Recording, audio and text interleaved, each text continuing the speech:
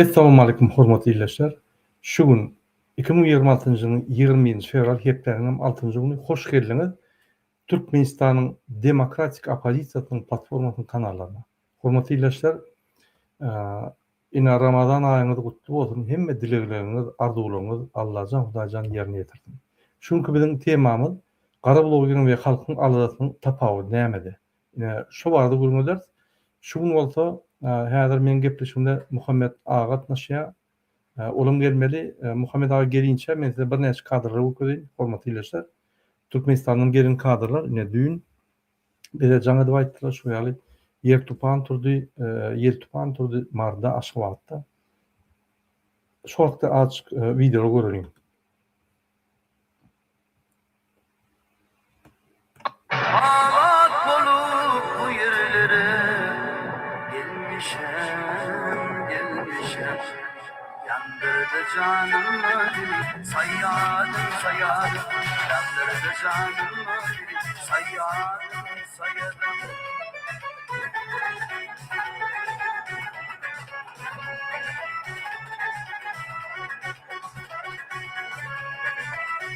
ağlat bolup Nek video seyredeyim. Daşary urto gar ýagýa.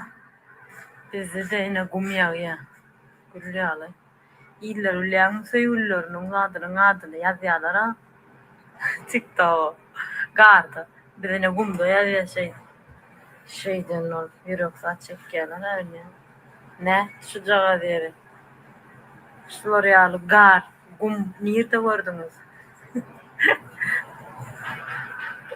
Aşkım bu da sen için.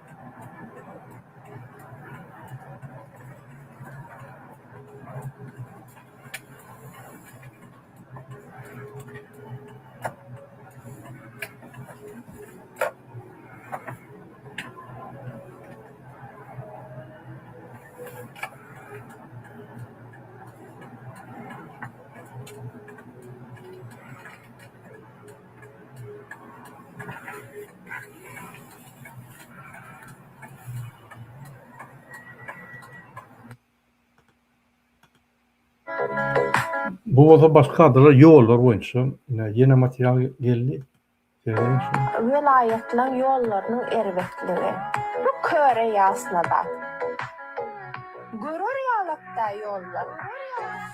7 ýaşynda okuýdan maltym duran çukur şumat 34 ýaşymda intagam dur. Komentariyada diýe. Ediýä kerpiştawatda diýe oňluk döwşük diýe. Kerpişleri goýuňdam ýoly ödüňi düzedin diýe. Raýatyň işimişo. Panyatada bolýan adamlar her haçan garyplyga mahkum bolýanlar. Düşündirip bilýänmi? Panyataňy diýipdiň birinjilik bilen. Raýatyň işimişo. Häkimlik näme üçin bar? Näme üçin ýol gurulugy bar? Näme üçin köçelerde ýörer ýalaklar? Biz bir raýat, biz ne dawosbamyzy bildiripdiler käbir ýagdaýlarda. Kanyşna ýurdumyz asuda parasat Allahjana ýüzde şükür. Hiç ne dawosbam ýok. Ýöne birazajyk dawol bolmaýan wagtynam dile getirmäni özgürlügimiz we demokratika ýurtdan gelýär.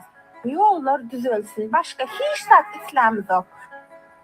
Diýen sözlem ýurdumy erwetlemekde bu bir hakykat.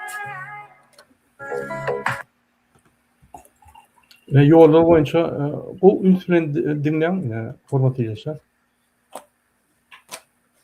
Bir minut. Vedipeleri üstünlükli kuatta yurdumuzun yol kuruluşu pullarını döwre waplaşdyrmak, soň öňünde gelen vedipeleri üstünlükli ýerine ýetirmek, ýük awtolog we ýolagçy gatnawlaryny üstsaşyl geçirmek, hemde bir ordu halkara hyzmatdaşlygyny hil taýdan täze derejä çykarmak maksady bilen Daşoğlu vilayetini Üntümünme täze derece çıkarmak yani diýmek ýollar gurulk botyr. Gurulýa, oğlarda etraflarda vilayetlerde gurulýa. Indi şunu täze bir derece çıkarmak boýunça bular ýygnaklar geçýärler. Üntüyorum. Taraptymyz Aşgabat şehri bilen baglanşdyrjak. Aşgabat Daşoğlu awtomobil ýoluny hemde bir awtomobil ýolunyň orunyna täze köprüni gurmak boýunça halkary beýleşigini geçirmek meýilleşdirilýär. Şonuň bilen baglanykda vice-premier döwlet başçylarynyň garamagyna degişli teklip edildi. Hormatly prezidentimiz hatap etdiler. Aşgabat Daşoğlu awtomobil ýolunyň ýurdumyzyň esasy ýollarynyň biri bolup durýanyny aýtdy. Döwlet başçylarymyz Aşgabat Daşoğlu awtomobil ýolunyň durkuny täzelemek bilen bagly taýýarlanýan teklipi makullap, vice-premiere degişli işleri geçirmegi tapşyrdy. Bu hafta ýurdumyzyň ýol gurulşy pudugyny Muhammed ağa, men şu materialy nimetmekden bir seninle salamlaşayım yani. Hoş geldiniz. Assalamu alaikum. Selamünaleyküm ve aleykümselam. Salam Murad ağa. Salam vatandaşlar. Näme diýjek ýalňyja ýene de Türkmen Vatan habarlary programmaty kabinet ministri geçirýär. Ödem san aýlawly ýa köne zapstar goýarlar bular. Ýygnamy geçenlerdir dogry. Ine şol Serdar Bermuhammed ýollar boýunça biz näçe kadrlar okuduk-da.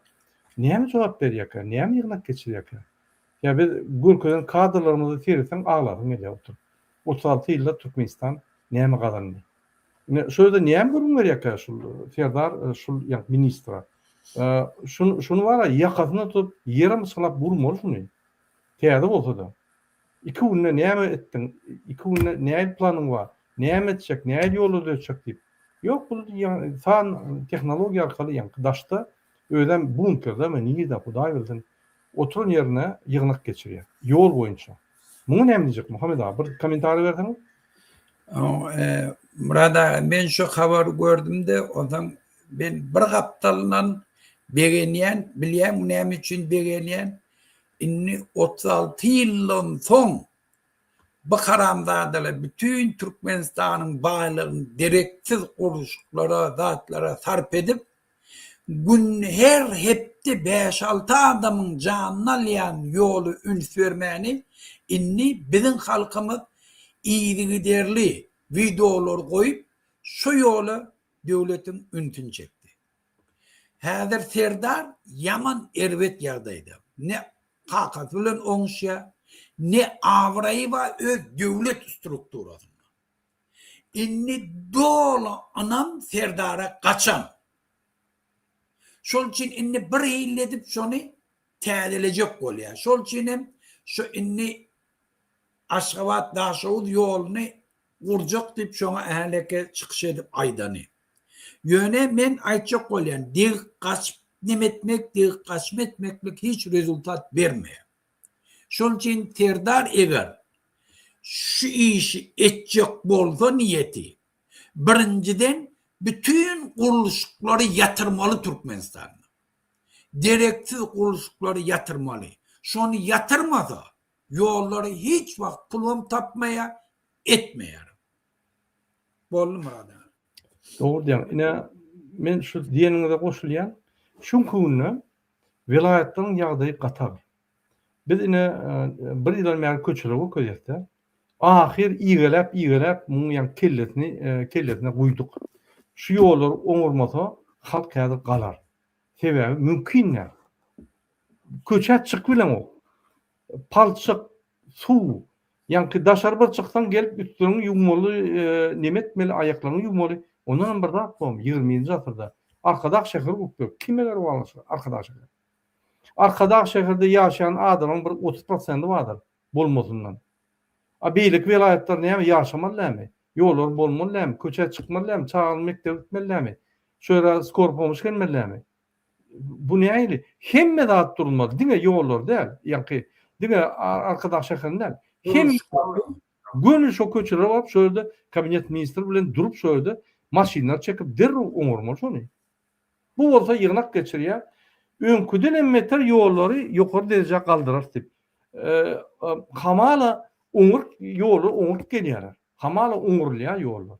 Bir gülkünç bir samtyk bir sowadyň bir aýdandady edil Allah Murat Rahimow ýaly. Düşür ýaly. Gelin ýerinde dowam edelim Muhammed ağa.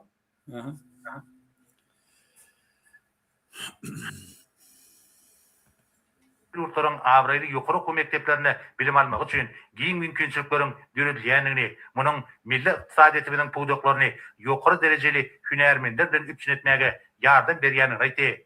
Döwletdaşlarymyz Ruminiýanyň yukarı okul mekteplerine ýaşary okuw iýermek baradaky teklifi makullap, vice-premieri degişi işleri geçirmek taşyrdy.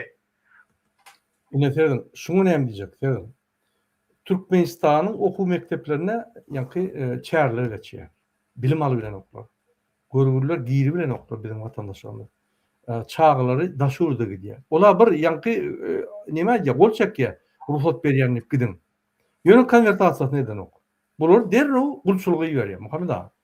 Bir topar adamlar bar ya şöyle dokumentini verýär, okusa ýarym ýyl okuýar, pullar gutarýar, ondan gulçulugy gidýär.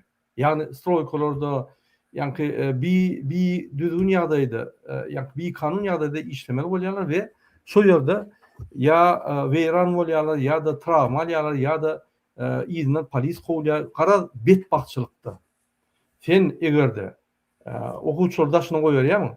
Konvertasiýany çözmeli. Wapşe konvertasiýa meselesi Muhammed ağa şeýle bir gülkünç mesele men sana aýdar ýalyar. Men sana aýdaýyn bir zady.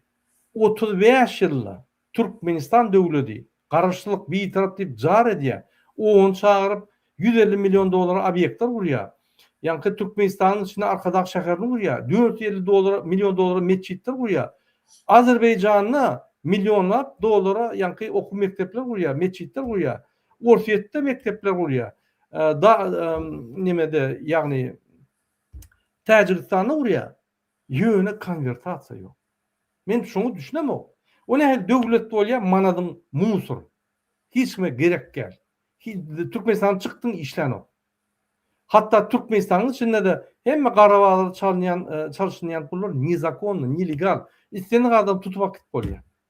Ne yapacak onu nilegalı etkiyerler. Bolya yığırım mı olsun? Anbatlarda gece mi olsun? Ne yapacak onu biz Qarabağ'da çalışmalı. Han devlet yok mu?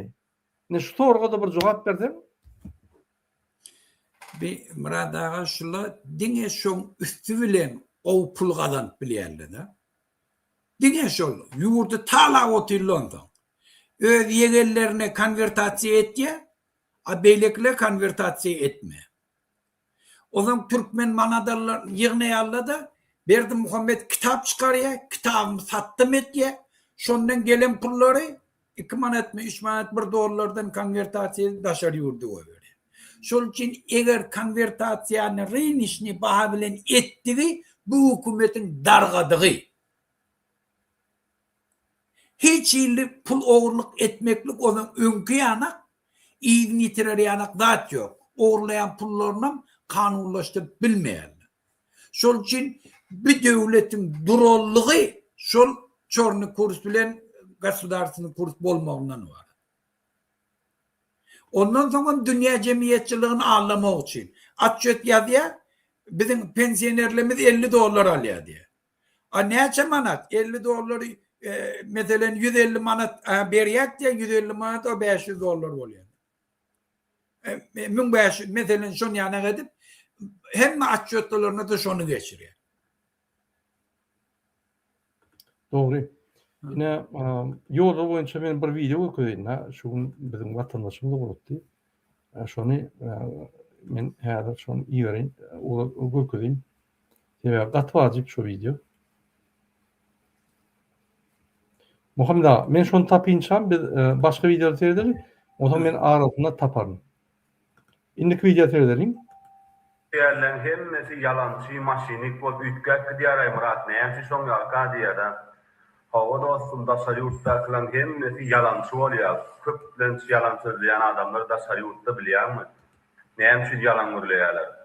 Ne öýünläkiler bilen, çağalar bilen, ejeti bilen, ýollaşy bilen, ýa gelini bilen gürleşenler. Hawa işlemem gowy gülýäli, hemme zat gülýäli zat diýip pul jagaryny uradyp, gülüp sen bilen gülüp gürleşip, hemme zat gowy diýip gürleşýär bolen, telefon goýandan soň gowy gyýryp ağlaýarlar bolýar, günne näçe edip ağlap, nerwi çiğnetip gedýärler bolýar. Daşary ýurtda hiç ýyly gowy iş ýok, gowy pul galanma ýok. 100 adamdan 10 adamyň gowy işi bolaýmasa bar, daşary ýurtda birinciden çağlarını, maşgalatını, ejetini küýtäp alady işleýärler. Ondan bilen patrolların gowy üstüne gıýyrmasy, ondan bilen günni üýtgäp duran kanunlar, sen yabancı eýle beli dip sygdyrmaýarlar. Opsu daşary urtlar howa yalan urlaýar, yalan söýre näme yalan urlaýar, bir zatda yalan urlaýar. Öýnäklere hemme zat gowy gülýary işmem gowy dip dur, arkaýyn we aladetme janymym sag dip ejetini, kakatyny, çağlaryny öz ýoldaşlaryny allaýarlar. Ana şu bir zatda yalan urlaýar daşary urtlar. Galan zatda hiç haçan yalan urlaýar. Şoň üçin daşary urtlar oňaly adetmen daşary urt işlemek gaty. Anhat ýaly görnýär, ýöne kyn ýerler gatgan çağalany alady diýen watanyň görüsün welýär. Şu çağalam oňş ýaşap ýörmi, aýalym oňş ýamy, ýoldaş oňş ýam aýalymy ikletmäni gelip ýörmi, zat dip şeýle alady edip, şu aladan öýdem işlenem agyr. Şoň üçin oňa bilip bilmän ýerler türlemän. Janymy sag bolsun, esasy adam jan sağlyk. Daşary urt işleýärler hemmesi ýalançy. Ine şunu näme komentar edecek Muhammed ağa? Daşarýurtda hemmeti gülýäli ýaşaýar, şöýden pul uradýarlar, ýagny we şo pullar gelýär Türkmenistana, Owropa kredýär, daşarýurtda biziň watandaşlarymyz hedir edip ýör. Ýagny 6-njy wagtyny ýatyp näme çyrylan paklar aýdyp ýör. Hawalar ýok, sowuklarda men wideolar ýa-da Russiýadan, Belarusydan sowuk ýerlerde gurgurlar işleýär. Maýyp bolýarlar, yaramaýarlar. Olar seri ýanam ýok, neme ýanam ýok. Şeýle kötünýärler. Şunu bir komentar berseňiz Muhammed ağa. Men burada daşary ýurt diýende haýfy ýurtlarda eger dokumentarny bir ýurtda gidip işleseler, ol gowy işede ýerleşýär, gowy gadanýaram. Конечно, öz maşgalasyndan taklaýarlar, onuň şu iýne galanlar getirjegem bolýarlar. Ýöne açanam Türkiýe ýanak, Orsiýet ýanak ýerlere giderler. Onu конечно, ol cehenneme düşýär. Dokumentsizlik, deň tutanakly, meselen bir Türk işgär aýda $1000 alsa Türkmene 500 berýärler. Sagat iş, ola 8 sagat işlese bulu 12 sagat işleýär.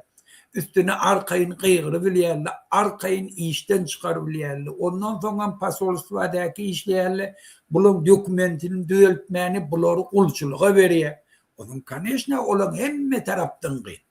Ve şu zatda bolon üçin biz ägiýjegini gıýgyryp otyp. O 5 milyon, 6 milyon halky bir baý döwletiň içinde näme üçin iş bilen üstün etip bilemdi? Näme üçin? Näme sebäbi bar şoňa? Şun ýanak dollar neftden gazdan pul gelýär. Şun ýanak biýdiri gurulşyklary urýar. Şoňa derek Türkmenistanyny önümçilik gurup bolmaýan, ykdysadyýety östürip bolmaýan, dünýä bilen açyk iş edip bolmaýan, bank sistemasyny dünýäň sistemasyna gawat getirip bolmaýan, konvertasiýa arkaýyn edip bolmaýan beýleki döwletlerine, vize meselesini çözüp bolmaýan. Eger şunu çözülse Türkmeninden daşary ýurda gitmäge hajaty ýok. Doğru. Ýurdyň içinde ondan hem beter. Dünkü bolan waka. Bütün Dünya Sağlyk Guramasy nemesi regionalny pristavitli Serdar Berdimuhammedow medal berýärnem. Derro Balkan vilayatyny hemmeň ýerden 5'te turdy hökümet işgärlerini. Saat 7'de gelin Serdar'a medal verdiler. Biz praznik etmeli, beğenmeli, şoňa diýip çäre geçirip berdiler. Gece saat 5'te mektep okuwçylary hükümet işgärlerini götüne dep kowup getirip oturýarlar sowuk hawada. Otada mundan hem beter. Bir ýarış geçýär, bütün studentler bir aýlap okuwuna bararak daşarda çäre taýlyk görmeli. O taýlyk mundan hem berber. Berýän pulundan berenak wagtyny. Şol üçin bu hökümet durşuny Türkmen halkyny betbahçylykdan başga zat işlet getirir. Valyutasyny oňurulmasa, konvertasiýasyny oňurulmasa, onu hökümet bolmadygy da esasy ýa-ni ykdysadyety aýlamak üçin sen içki manadyň bolmaly. Oň bir hümmeti bolmaly. Hümmet diýenim ol bir kredit aýlaşyk bolmady da. Ýok kredit aýlaşyk. Edara pul geçiriplenok bergili hemme edara bir-birine. İçinden hiç zat aýlaşyk ýok. Diňe naliçka ýörýär. Bir-iki ýerden naliçka ýörüp bazarlarda, gara bazardan pul alıp şey Halk özünü saklıyor. Şu bolmasa diye konvertasiya yok. Banka pul koyunun tok yok. Konvertasiya yok. O yerden bir koysan pulun alıp bolmak. Bunu qaradan çalışıp, qaradan iyi verip, Dayda Bank'ın üstünden hareketler edip, inanın Muhammed ağa, Dayda Bank diyenim, yani şol kargoçlar pul geçirir ya, şolun abarotları, hemme Türkmen bankları orta alsan, şolun kudan köp. İnan Muhammed ağa. O doğru. 150 milyondan 450 milyon dolara çeldi bir ayda. Haydi Bank Türkmenistan'a, hatta Vneşeganon Bank hem onca pul aylanı, bu bir ayda bir tarafa geçiriyor. Başka tarafa geçiriyorlar. Yine nerede pul? Şular dögülede bir oňur bilen ok. Manadan bir sakla bilen ok. Pul aylaşyny oňur bilen ok. İçine dine garadan. Şular gara hökümet. Garadan işleýär. Mun polisiýa kanuna dälle, halka dälle, iki tane gara adamı atalygyny hyzmat edýär. Inanın. Kezzaplar, MHM, polis gullukları yadyny çıkardılar öz ýanky beren katamlaryny. Halka, vatana hyzmat edýän diýip. Ýok, o iki adama hyzmat edýär. Hi vatana hyzmat edermiň sen köçedäki duran adamy tutup alyp gidýän. Urýan, öldürýän türmede. Ya aktivistiň nime diýen ya-da Türkmen halkynyň gözüniň oğuzyny aldyň sen. Sen kezzap düşmanymyz da etmedi şunu 36 ýylda. Muhammed ağa. Düşmanymyz halkyň gözüniň oğuzyny alan. Bir egerde Nemitlerin koloniýasy bolunmasa bizi şey etmediler. Russiyan kolonyası olduk. Bizi şey etmediler Muhammed ağa. Biliyor musun? Doğrudur. O ben hiç unuttum. Bunlar olsa öz Türkmenin, öz kezzap, iksan kezzap o milisiya polislara yankı arkanızda men doğurun. Konstitutsiyada da seyretmen deyse şu iki sani özün ort bilmetek bir soğuk kezzapların sözüne gidip halkı mıçkılap yiyorlar. Bunu ne diyecek? Huday saklasın o. Size bir erteki kuna Allah'ın cevap vermeleri. İnte halkın ona cevap verirsin, ben size söz vereyim. Yani Allah'ın önünde de halkı da cevap verirsin. Onu ne diyeceksin? İksan kezzap ay biz etmeli olduk. Bakışa ya şuna ettiler etmeli olduk diyorum. Üstümüzde mi bunlar? Yine şuraya bir kelle sığmayacak rahatlar. O beğişte, dağda beğişte okuşur, turup gidiyorlar. Ne yapıp Serdar'a medal veriptirler. Ay koy şu medalı vermesin senin adamlara elleme. Medallardan sana diye adamlara pişom, nivittak pişom. Ay bunu. Huda saklasın. Yine dedim Muhammed ağa Özbekistan'daki yankı problemaları televizyonda aydırıyor. Unutun? O okucu problemi televizyonda aydırıyor.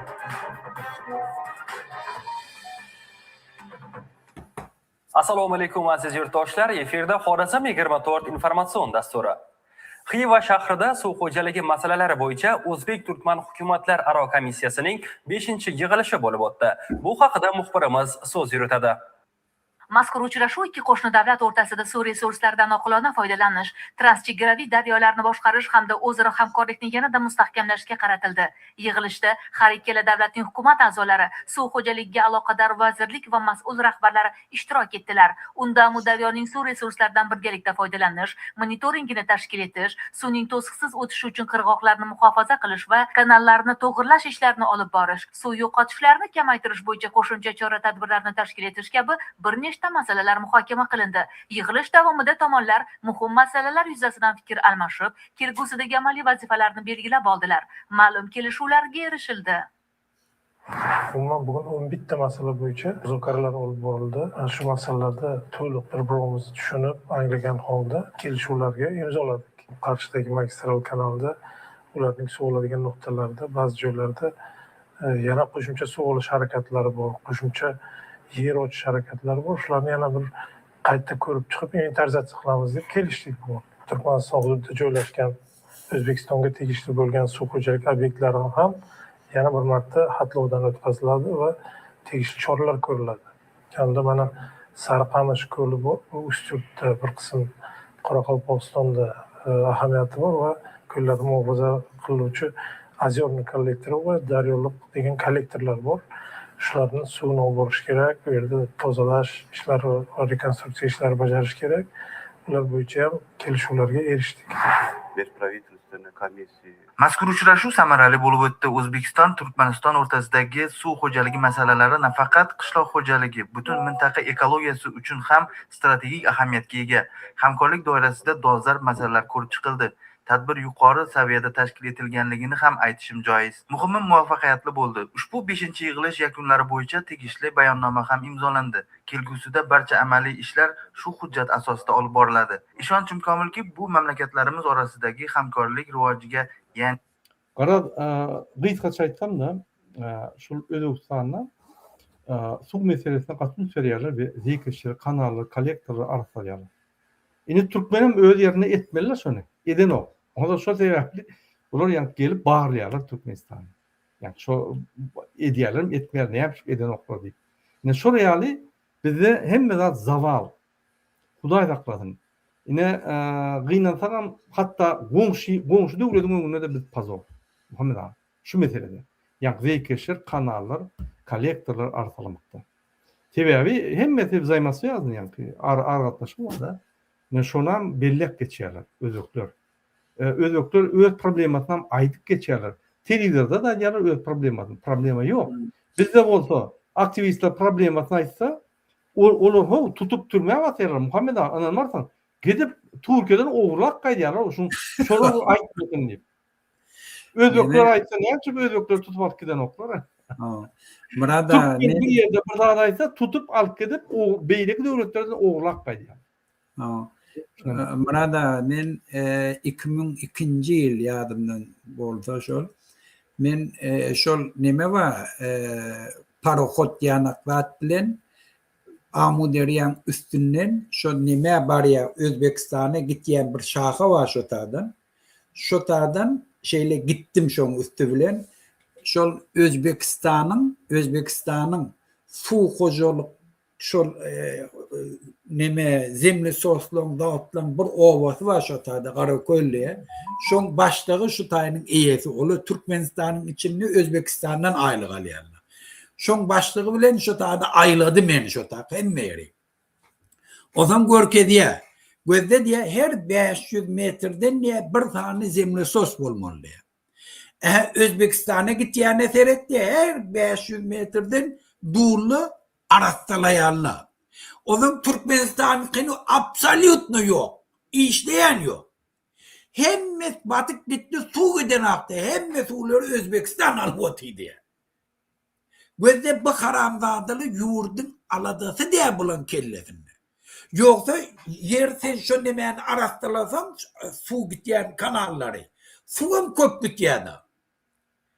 Abılı öğlenkin bitiriptirle absolutno kellelerinde yok su alma. O İran'a etrek deriyen suyunu sattılar. Şu atla minni sumor, çendir, şu tadaki ovalı, şun yakasını ekli. Göçye diye, masa ve göçyerli diye. Şun için bunu dini yurdu tağlayanlı, bollu, başka etiyen zatları yok. Şu komentarlarını okan Muhammed ağa.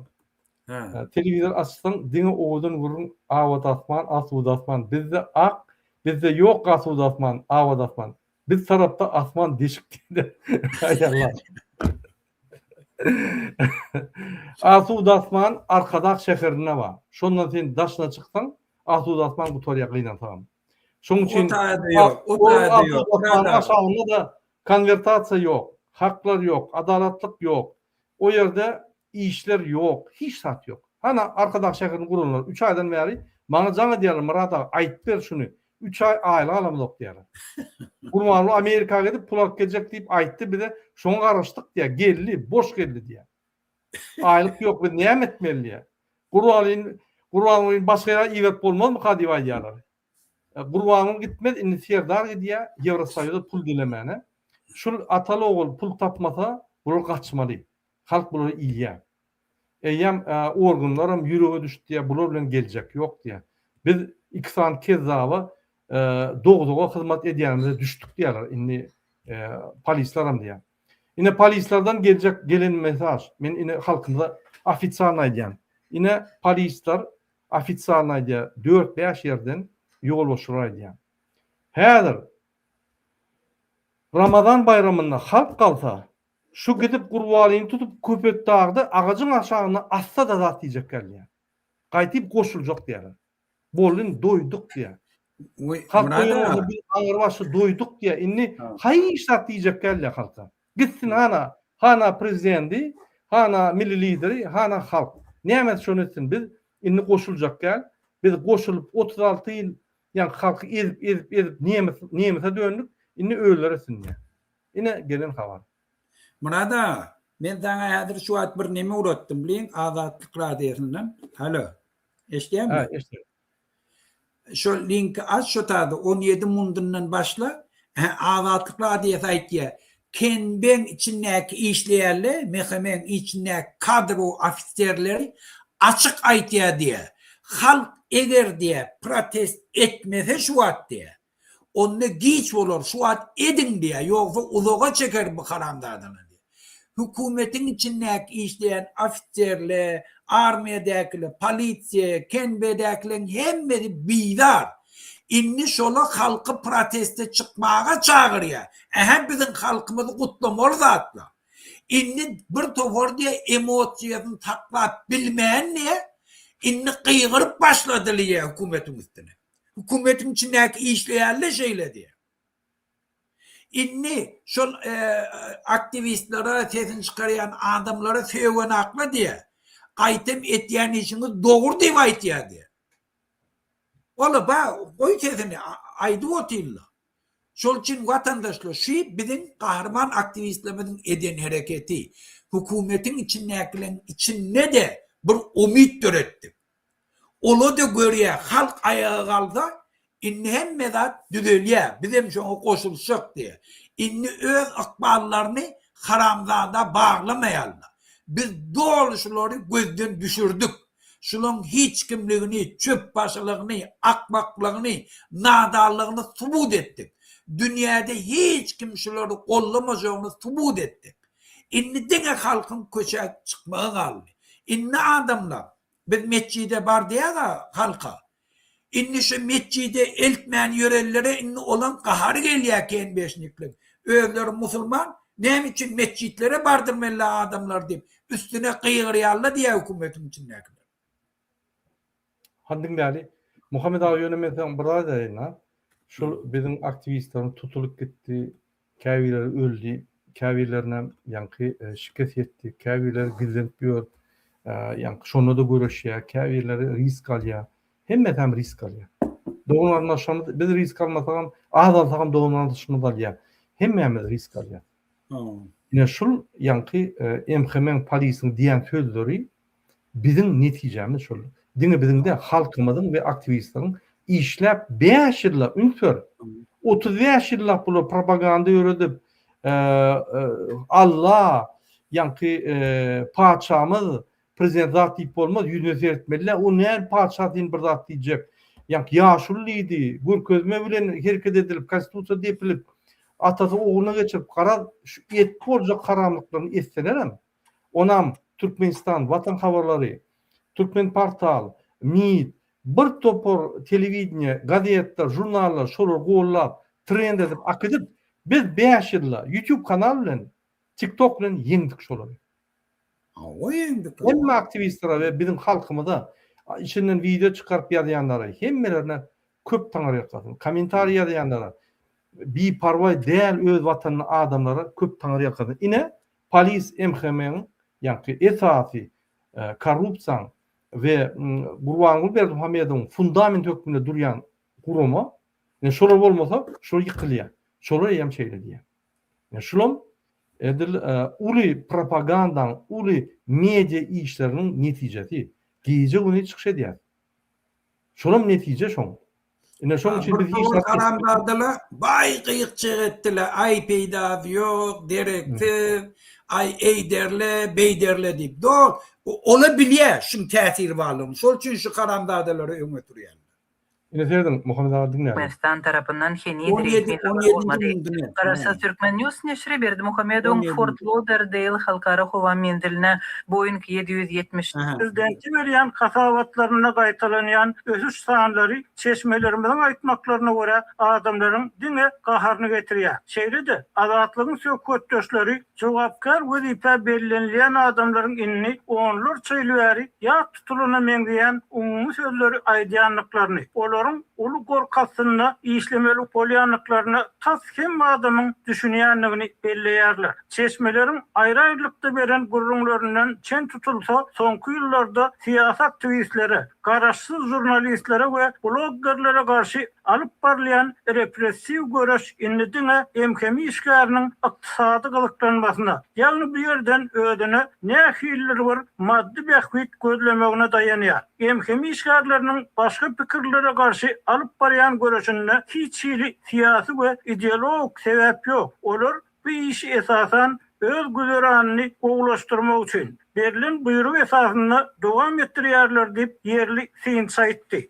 Milli Hopsuzlyk Ministrliginiň işgärleri aktivistlere gararsız pikirlerini beýan edýän raýatlara garşy repressiw basyşyny diňe ýokardan berilýän buyruk üçin hökümetiň aýlygyna bagly bolandyklary üçin dowam etdirýärler. Niýazow ýa-da Ulyberdi Muhammedow döwründäki ýaly ak ýürekden watan döwünükleri bilen görüşýän diýäjek fanatik ýa-da ideýaly Milli Hopsuzlyk Ministrliginiň işgärleri tasgalmady. Deyip söhbetdeşimiz bu gurulma işe barýan adamlaryň ýöneköy adamlara garanyna köp zady gowy düşünýänligini öňe sürdi. Onuň sözlerine görä, emkemi işgärleri Türkmen rejiminiň durmuş reýarlyklaryndan dolýan ýaly öňedigini, halkyň siýasy ykdysady meseleleriniň inni köp bilbäri göre bile inkar edilýänligini gowy bilýärler we ikçek gurrundaşlykda halk passiw bolsa bu ýagdaýyň uzak dowam etjekdigini açyk bildirýärler. Aýrarlykda gurlaşylan hukuk goraýjylaryň bir näçesi Türkmen döwletiniň halkara awraýynyň kesdigini, siýasy orunynyň tassan ýok diýerlikdigini öňe sürdi.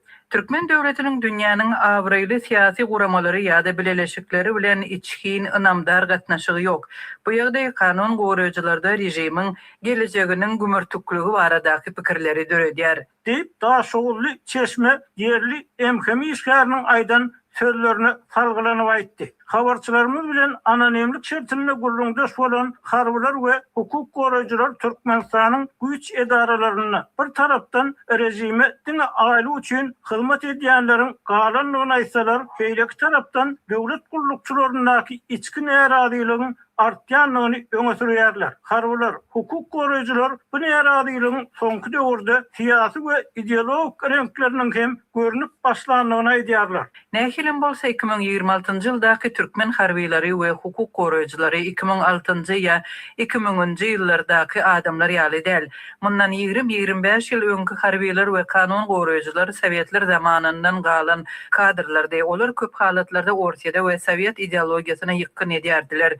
Emma häzir 25-35 ýaşlaryndaky harbiýler we kanun goraýjylar köp halatlarda Türkiýe birligiň Türkiýe Äzerbaýjan döwletleri bilen gatnaşyklaryň Turan birligi ýaly ideýalaryň tarapdarlary bolup görünýär. Deyip bir söhbetdeşimiz aýtdy. Şeýle-de söhbetdeşlerimiz ýaş hukuk goraýjy kadrlaryň arasynda dine ýykyn edýän Arap we musulman döwletleri bilen has ýakyn gatnaşyk gurmagyň tarapynda durýan. Bulardan başga Ýewropa, Abaşa, Günörtü Koreýa ýaly demokratik döwletler bilen gatnaşyklaryň tarapdary bolan, öz pikirlerini gorap bilýän, ýokary bilimli, pikirini açyk aýdasy gelýän hünärmenleriň hem az därligini bellediler. Aşgabatly bir harbiýanyň azatlyk bilen anonimlik şertinde eden gurrungyny tasdiklamagyna görä, häkimetleriň dindarlary edýän bir kanun basyşlary bu işte satlyk diýilýän din wekilleriniň we hukuk goraýjylaryň hem ulanylmagy köp adamy gaty.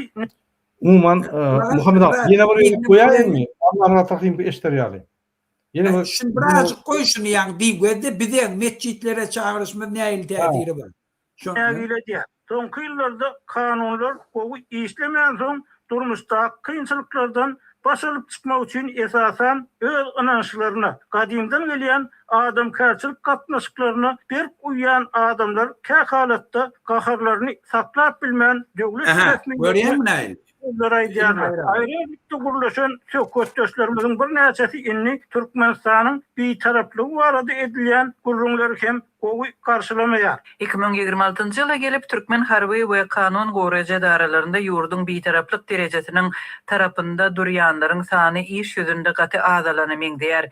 Sebäbi dünýäde bolup geçýän özgörüşlükler baradaky habarlary analizleýän adamlar güýçli goşun bolmasa kanun bir kimsiz işlemese sosial işçiň jemgyýet bolmasa bitaraplyk ýurdy Oryan halk näýli? barha köp aýdyp başladylar. Deyip Marly Harby öz pikirini paylaşdy. Lewaply polisiýa işgärleri hem güýç edaralaryna adalaty, kanuny, münasip aýlyk haklaryna bolan islew talaplaryň has artyp başlanyny, ýagny bu ýagdaýyň öňkü ýyllarda garanyny has gowy duýulýanlygyny aýdýarlar. Ehlumma karby biz doğum aydı emma 4 ýyla goly prezident berip korrupsiýany ýekeje gedek ýazgarmady. Bu ýagdaý işgärleri aşakdan ýokara çenli paraforlugy çümdürýär. Kanuny we açaçanlygy bolan ynamy dolulugyna ýere gömýär. Deyip Lewaply polisiýa işgäri aýtdy. Ýerleşimçilerin käbiri Türkmen güýç edaralarynyň işgärlerindäki ideologik garaýşlaryň herlikçe açyk beýan edilmesinde döwlet başçylarynyň siýasatyny çapra belýänligini, bu çapralygyň ýakyn geljekde ykdysady kynçylyklaryň fonuna has güýçlenip siýasy tartgynlyga getirmek ähtimallygyny aradan aýryp bolmajakdygyny belliýär. Ýadyňyzda bolsa öňler halk goşun bir dilen şygar ýörgünlüdi. Soňky döwürde bu şygaryň derwaýyslygy ýene duýulyp başlanyp diýer. Sebäbi türkmen häkimetleriniň 30 ýyllyk ýapyklyk üzüňlük hiç bir meselede öz pozisiýasy bolmadyk siýasaty diňe bir ýöneke iraýatlar däl harby we hukuk goraja edaralaryň işgärlerini ýadatdy.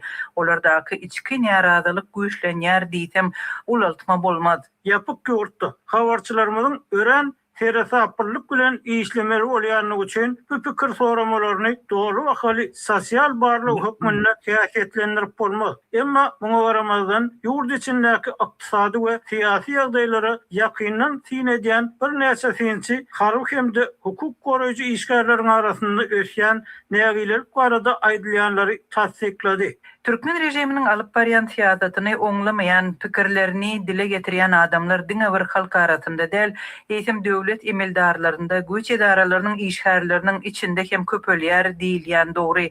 Bu görnüşinden siýasy doňoklugyň jemgyýetçilik derejesinde kim-kimden eräp başlamagyna getirýär.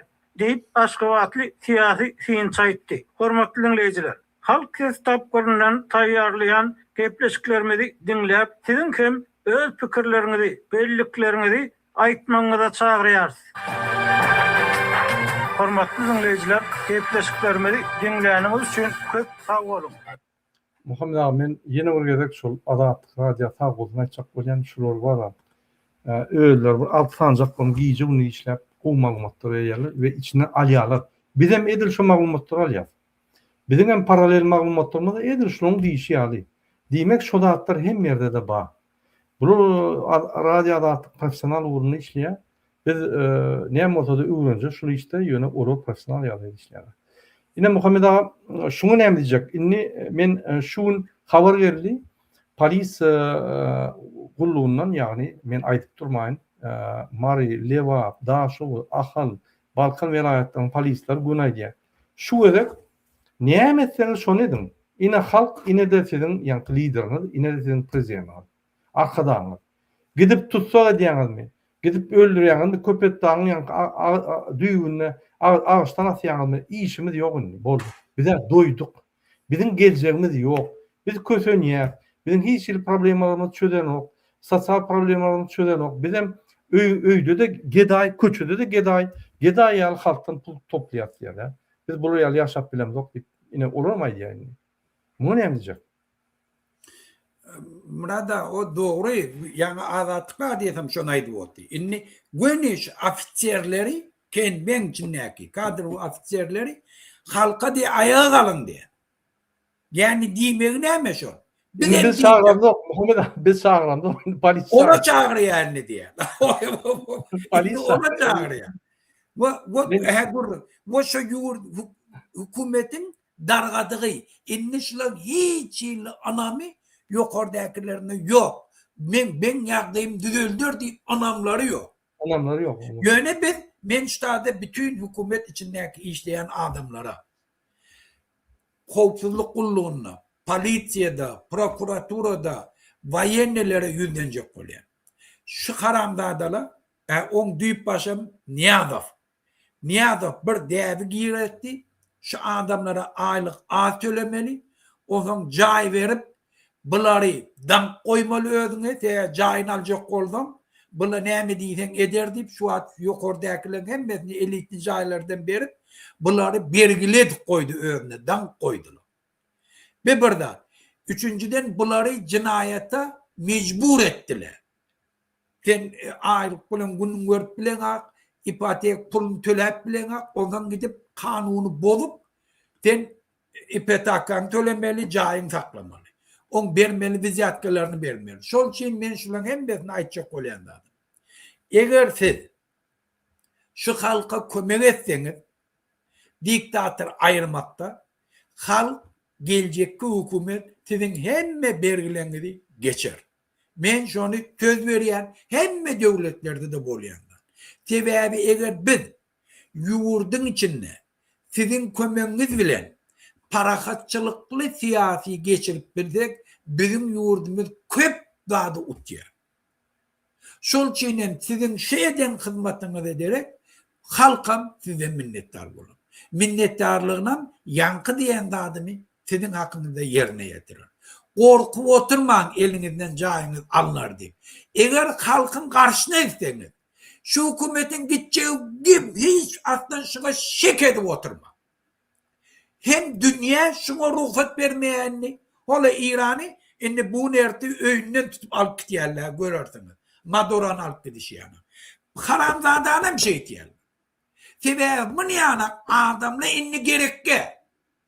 Indi şulardan dünyanı sahiplayacak olup hazır şereketle bolup. Şol için indiki dünyada dünyanın düzgününe bir Muhammed yana haramzadan ornu yok. Şol için siz ona bil bağlayacak bolup oturma. Sizin yekedek şansınız en şu halkın tarafına geçmekte. Siz cahimizden taklarsınız, işinizden taklarsınız, dastoyuna aylık alıp öz vicdanınıza layıklıkta işlersiniz, çağılanıza kuvvanarsınız, vatanınıza kuvvanarsınız. Doğru hocam. Menem goşulacak bolýan Muhammed ağa, ine hormatly waýenler, polis, MHM, prokuratura, subutlar, ofitserler, redawoy orta zveno içen ofitserler, orta zveno ýanky eskerler, hemmäňiz ýüzlenýän. Doğru düşünün. Şul adamlardan gelecek yok. Näçip? Milli lider diýen adam, mun hiç ideýasy yok. Mun maksatnama tam yok. Halka näil motivasiýa öňe gider ýaly. Mun bar maksatnamasy liderçiligi gidip Trump'a watan satýar. Trump'a Türkmenistan'ı hödürleýär. Näme alsaňyz pul ber, şöýlerden bile paýlaşyr diýip watan satýar. Öňe Russiýa satýar, indi Amerika satýar. Muňa tapawy ýok kime satmak. O Türkmenistan'a gelip bir idiot görýär. Elini aldyryp arkadaş şöhret. Sizi idiot görýär. Siz idiot bolmaň da indi. Indi öz geljeňizi ala dedim. Şeyde var, misallar var. Portugaliýada, başga döwletler, köp döwletlerde waýenler hökümeti alıp saýlaw açyk geçirip halka berip ýanky öz ornuny öz ýerine ýetirjek ornuny ýerine ýetirdiler. Siz emediler. Siz gahman bolsaňyz. Ine bir ýerde uruş bolsa biz watany gorman taýýar diýen da ine uruş. Gidip dur. Türkmenistan Şondan başka uruş bolsa ya ananyň ýokmy 45% halkymy daşynda. Ya ananyň ýokmy Türkmen istenip Türkmen öz ýurduny terk edip gitmegine arzu edýär. Ananyň ýokmy şo? Türkmenlerde ölýärler, ölýärler. Ananyň ýokmy özüňiň bir $200 alýan aýlygyda ananyň ýokmy? Kaçana çeli soldatlar daýy etkeçek. Näme gerek bolatdy? Normal alın $1,5-2,000 aýlyk alın. Maşinler bererler. Hemme waýen nemeler çalışarlar. Doktrina bolar. Özüňiz höwet edip işlersiň. Näme gerek? İki tane var özüň ormany bir soğudum. Ýanky öňünde durup kelleňiz boýnap eliň ýüreňe goýup men saňa wepal. Özüňiz akmak. Siz idiot görýärler olar. Näme üçin siz idiot bolmaly? Näçe siz adam bolmaly? Näçe siz hakyky watana hyzmat eden waýanly bolmaly? Şo soramaga jogap beriň. Ine men nomerlarym, telefonlarym, inanmasaňam jaňyda men size düşündirin şonu. Beriň şo soru özüňizde jogabyna maňa ýazyň. Men size oňsoň düşündirin şonu. Düşündürä bilmerim, men size bir anyklaýyn şonu. Ne soruyaly, hormatly polisler, MHM'ler, waýanlar, prokuratur, sudlar, haçana çelsiz bir güne adımlar basacak. Allah var üstümüzde. Jogap vardır şoň. Halktan jogap bolmasa da Allah'dan jogap bolar size. Gorkaňyz okmaý. Ya şol ýaly gutordyňyz meni. Ol ýaly gutoran bolsaňyz maşgul näme sakdaýar? Çağın tenen görürler. Haram görürler näme gerek? Näme maşgul gerek? Düşünelim şu zatlar, elementar zatlar. Biz o şu Türkmenistan, Türkmenler görürmüzde utonyat, birek uyumuz görüründen utonyat. Türkmenden gaçıya. İnni 5 ýyl ýanky şu problemleri aýdyp, adamlar agdyr edip başladyk. Oňa çel Türkmeni töýýärdi. Häzir näme bolsa da halk birleşip başlady. Halk birleşip hökümete karşı bolup başlady. Şu deşine gitse dinamika ösküp otyr. Siz ondan o tarafta barikadan o tarafından galýaňyz. İksan kezzap bilen. Näme gerekse o zatlar. Minimum halk çykanna gıraçy. Hana prezidentiňiz, hana milli lideriňiz, siz ine de halkyň işi. İstese çalşar, istese tutar, istese tuğda çeker, istese arrest eder. Sizem halk näme istese şonu etmeli. Konstitusiýonyň borjy şol. Şol borjumuz şol. Sen katam aýdanda şonu aýtdyň. Onsoň öz watanyň, halkyň, öz dogduk mekanyň şol adamlar, şol daşyndan ýokardan açan şu halk diýen. Öz owaň adamlary, öz şäheriniň adamlary, öz gomşularyň şolar. Üýtgeçi adam da. Bu tarapda kim? Gyzylan çaýlan toýady gatnap ýörler. Her gyýy bir samolyot, özüni aldy, ýanky ogly bir samolyot, kakdy bir samolyot, bütün dünýäni taks etdiler. Gidip pul sorap, Türkmenistan batyrdylar. Ananyň şuroň 45 milyardan 120 milyar şeýle Türkmenistan bermesi var. Türkmenistan bir ýylda 1 milyardan berbilen. Biz bermeli bor. Biz halkymyz bermeli bor. Bulara gaç gider. Siz waýanlar biz bermeli bor. Näçe çalçylar durursak, şonça bergiler az bor. Düşünün. Şonça biz çalt diýen Türkmenistan ötüpler. Şu zatlary inni bir aýdyp bir düşündirip näme düşündirjekmi? Hem bilem ýokdy ya. Ne şeýle ýagdaýlar. Muhammed ağa ýeni bir wideony terdelim. Milli lideri iş sapary bilen Amerikanyň Birleşen Ştatlaryny ugrady. Türkmenistan bilen Amerikanyň Birleşen Ştatlarynyň arasynda dürli gurlarda netijeli. Saatçyny görýärmi? Sağalym näme söýdüm? Bu saat näme söýdür? Samolyot reisi ýa hazaplar istendik wagtynda gidýär. Saatda näme gidýär? Saatda okujak bolýar. Şuraya bir Pomporya bir 6 ýaşly çağıjyk. Men şunu göremde ýürüme aýak. Bir betbaht adamlar. Betbaht Manaka damadyň Amerikanyň Birleşen Ştatlaryna şu gedekki sapary bolsa, iki tarapdaýyň hyzmatdaşlygyň täze sahypasyny açar. Milli lideri maşinjaga, alabaýçyk, atjaga boldy muňa başga zat berýär. Iranyň halk maslahatynyň diwanyndan Amerikanyň Birleşen Ştatlaryny uğramak üçin Aşgabatyň halkary howa mendiline tarap uğrady. Iki ýurt hyzmatdaşlyk hoşniýetli we ine bular kelletgen bar. Wagt men sen gulun, gitsen bolýar. Diýä bolýan, ortalar bilen gülüşip gitdi. Men soň zaklad eder, näme etmeli? Watan döwrüň şol. Şoňa Raşid Meredov diýär, watan döwrüň şol. Türkmen halkyny pasportlaryny, wizalaryny, giýip pasportlaryny bermän, Türkmenistany bermeli eden ine şol Raşid Meredov. Ine men Türkmen halkyna ýüzlenýän ünsüň. O edip serdiň şol adama, ine şoňa Raşid Meredov diýär. Şun suratdan men öňkörek görkezim ýürüýtüm men ýanky efir etdim. Şu kezzap prezidenti görjek bolup Ferdar bir akmak, olan bir tantyk. Ine şu ýaly içhanalarda pul ýok. Şu pullary almak üçin biz wiza girdinmeli. Bizim halkymyzdan töler, o tarapam töler, şu pullardan biz gazanyp ýanky içhanalara töler diýip pul ýok diýse, olan berenip gol çekýär. Oňa 2-3 adım, 5 adım görenok da öňüne ýa gol çekýär. Bula podstaw edýär ony. Prigovorit edýär. Olam gol çekýär. Soň gelýär pasportlara Türkmenistanda çalışmaly edeli sebäbi biz kontrol etmeli. Bolmasa aktivistler, onun kelleri, adatlar, idea edýär. Biz halkyny kontrol etmeli diýse, Ine şol iki ideýany beren ine Raşid Meredov. Özem hemme dogunun arnaşy Dubayda. Jaýlar algy, Kazanda jaýlar algy, gaçmana taýar adam. Istenik wagt gaç gidýär. Alkaş bolup gidipdir. 2000-nji ýyldan 2002-den bäri vice-premier we daşy işler ministri bolup barýar. Näçip? Tiýa ortak kontrol edýär. Lavrov, Putin şunu üstünden kontrol edýär Türkmenistanyň prezidenti. Şoreýal kezzap. Şundan aýyrmaly Serdar. Şo bunt bolandan. Ondan Lavrowy jaňytyryp köşeşdirip ýa-ni goýdurdy. Blokladylar Serdary. Gurban aýtdy, Lavrowy jaňytyrdy. Ine jaňytdy, bloklady. Şoreýal kezzap, ine şo Raşid Meredov. Bellek goýun. Bize kim gerek?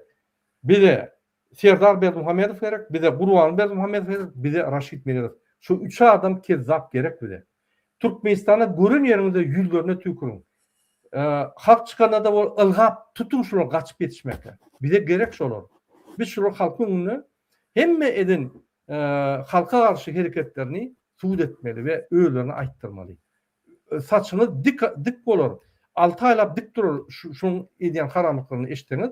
Inanmarsınız. Şuraya karanlıklarının aňary başını yani şunu eden adam şunu. Gatnaşyklaryna ýa-da bu hyzmatdaşlyk ýa-da wagtda täze derejä çykýar. Türkmen halkynyň milli lideri. Gördüňizmi Berdimuhamedowyň samolyoty? Inanyň şu samolyoty satsaň Mary welaýatynyň etraplarynyň owurynyň köçürini düzüp bolýar. Şu samolyot satýar, içiniň gyzylan çaýlan köp zatlar bar. Ýa-ni muňa darabotka edilenler. Onun içiniň gymmat baha zatlaryny şu samolyot satsaň, şoňa bir topar owuryň köçüri etip bolýar. Bir samolyot gerek. Şu 3 samolyot gerek yok Muhammed ağa. Bir samolyotda bira kresanı var bulunmalı. Beylekten uçup gidiyor. Bilgilerine beylek kresa yapışıp oturuyor. Oğurlaymasınlar, vizifemi alaymasınlar deyip. Şunun için bir samolyot gerek. Var bir samolyot bunun yana bunu. Buna samolyot gerek gerek. Ya da halka geçirmeli. Neye mi gerek? 3 tane samolyot. Atalı oğlu değil mi ya da 3 samolyot değil. Uçory Aşgabatyň halkara howa mendelinden Amerikanyň Birleşen Ştatlaryna tarap ugrally. Şeýle täzelikler bilen ýene de içkin tanışmak islaýanyzmy? Onlar Türkmen portal bilen galan ol sözüň ygtybarly maglumat çeşmäňizler. Ygtybarlar garaşly, ýani Qur'ana garaşly media çeşme. Indi Muhammed ağa biz esaty näme geleli? Esaty reportaj geleli. Ine hormatly ýeşler Türkmenistanyň gara blogeri. Sıfatına teredin şunun sıfatına teredin. Kimiyatla yaşıyor. Birinci aýtjak bolýan. Şeytan ya. Ayna kinodunda badır aynan iyidin nemetgen bir nazatıp nemetgen. O kopyasydyr. Bir harama. Şahsyna degmäli. Biz bara şunu ideýetim. Yo, bolşu şol. Hiç kaçacak yeri yok. Şu adam şu. Şeyle. Häzir ine şu bizim vatandaşlarymyň soragy bar, şol bir çat jogap berli, ondan biz dowam ederler. Salamu aleykum gowy, özüňiz näme saman çapýarmysyňyz? Ine bir vatandaş soragy bar ýa Muhammed ağa. Egerde Amerika İran'a raketalar ulsa Türkmenistanyna ýetirmämi ýetirmedi ýa-da. Şu soraga jogap berdiňiz, ondan menem jogap berjek. Aýdyňyz. Ay men bilemem, onu men bombaly bilemem. O zatlardan falan edem ýalňyşdyr ýöne yer titremede hiç ýöne ýurt titrer. Ol bir uly tiýady üýtgeşikle ýetirbiler. Awa. Mening pikirimçe ine men geodezisem geologum diýen ýöne guruşçy bolansoň yer platalary bar da. Katlak platalar var, dürlü platalar var. Yani olar sepleşen yerler var. Şuraya bombalarına şu platalar gozulup biler. Mümkün yani iň aşağıda bir dady titredip biler de o yerden yani gadojok ya da bir kiçi bir patlama döredip ýertirme getirip biler. Ellemesen gowy, patlamasan gowy. Şoň üçin gaselsak bolmaly şu zatlardan haçanda gad alınsa yerden ya boşaya da yani yer meydanları boşap yani gatlaklar süýüşüp başlaýar, platalar süýüşüp başlaýar. Şonu ýertirmemeli gelýär. Sertap bolmaly. Hemme zat bolup biler. Biz spesialistler, biz on ýa hakaýdy bilen dok. Tiýa biz hüner o boýunça hünermetde ýöne bul bir hoplu zat. Yer üçin, bizim vatanymyz üçin hoplu. O zaman biz bilen dok bir raketa Irany urdy bolan ýalňyşyp ýa bu tarafa geçdi. Ýakynla ara. Näçe 60 Pul vereylik o, pul vereylik Liotçyly. Bu tarafa urbilýa, o zaman bu bizim vatandaşlarymyzyň ýa bir oğurlar degilýa, ýa köşke degilýa, bilemdi oktan. Köşve devirdi, köşve. Olar bunkera gizlenerler, ýöne umum her wagt halk gösenýändir. Hawa, inni gelin şunu nime başlanyň Muhammeda, muňa da meňa dogry aýtsam köp dinlädim, men şunu şu diýen bir samsyk pikirleri men hiç kellem alamak mümkinler. Gelin dinlädim. Amrat Rahimov bugün 2026-njy ýylyň 19-njy fevraly Ala Türkmen kanalymyň nowbatda gepleşigi. Görüşüňiz ýaly bu gedekki gepleşigimiň ady sene ýerçeki jaýsana diýip bolar ýerçekler ady ýaly. Hawa. Indi bu aýabalar kimin aýabalar şol ýurduň ýagdaýy düzedäjek adamlar, düzedäjek bu işlermi? Hawa. Birine aýabalarymda indi hadis ýöne ýakalaryny tanatdylar. Wada vermekdedi, söz vermekdedi, ondan özleriniň düşünjesi bilen hem nähildat getirip biljekmi, näme getirip biljek, näme sowgat berbiljek bile. Her ýyl çäde sowgatyny wada berip gelýänlerinde. Awa, inni ýöne soňky wagtlar bir hili öz uruşly çäde sowgatyny etip beren daşary ýurt liderleri marine Donald Trump, Amerika Birleşik Ştatlarynyň çäde prezidenti, ýene şu ýylyň başynda şeýle bir dünýä jemgyýetçiligine öz uruşly bir sürpriz bar közi.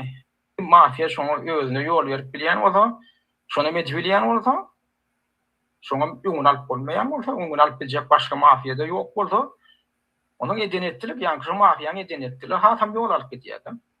Şonu ýalbyrdan eger şu stobetden bir aýtjakladymmy?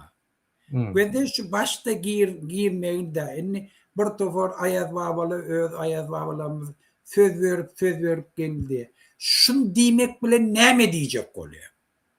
Näme maksat bilen? Yani şu aýtmagy halkyň bäfidinden uralypmy? Ýa-da şu söz berýän adamlary garalajak bolupmy? Onda şolary garalamak näme manasy bar? Kimiň interesine gabat gelýär şol? Şol haramzade Berdimuhammedlerden başga adamyň interesine gabat gelýär. Dine şolun interesi aktivistler Türkmenistany her hili doğru yolla bilen urup genjip pul verip alıp gitjek bolýar. Şonuň amryny şikest getirjek bolýar dine haramzade Berdimuhammedler. Müň näme bäfidi bar indi şol. Indi bir halka söz berip nämämiz bar bize halka söz berer ýany. Biz näme oturan ýerimden kana näme söz berer? Bizim bar etýän dadymyz halka aýtýak, eger şu betbaççylykdan typjak boldum, şu zatlar etdi. Dünýä şeýle, şun ýana bar et şonu. Ay etmese, biz näme el prezidentler biz Türkmenistanyň baýlygyny oglap oturar ýana, bambid eder ýana ýa falany. Şoňa akyl ýetiren akmy şu haramdan.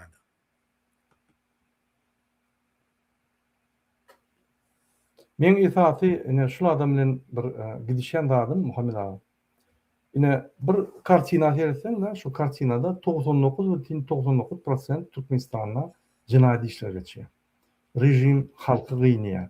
Bizim bir topar vatandaşymyz daşyna, içine kösenýär.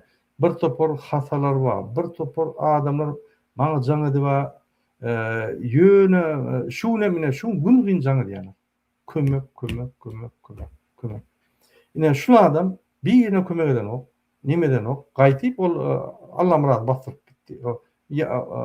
Ýaş oğlan bastyrdy. Onam kakazy münäker etdi. Farhadyň üstüne hat ýazyp Farhada gitdirdi. Ine şu adam näme etdi halka bizi tankid eder ýa.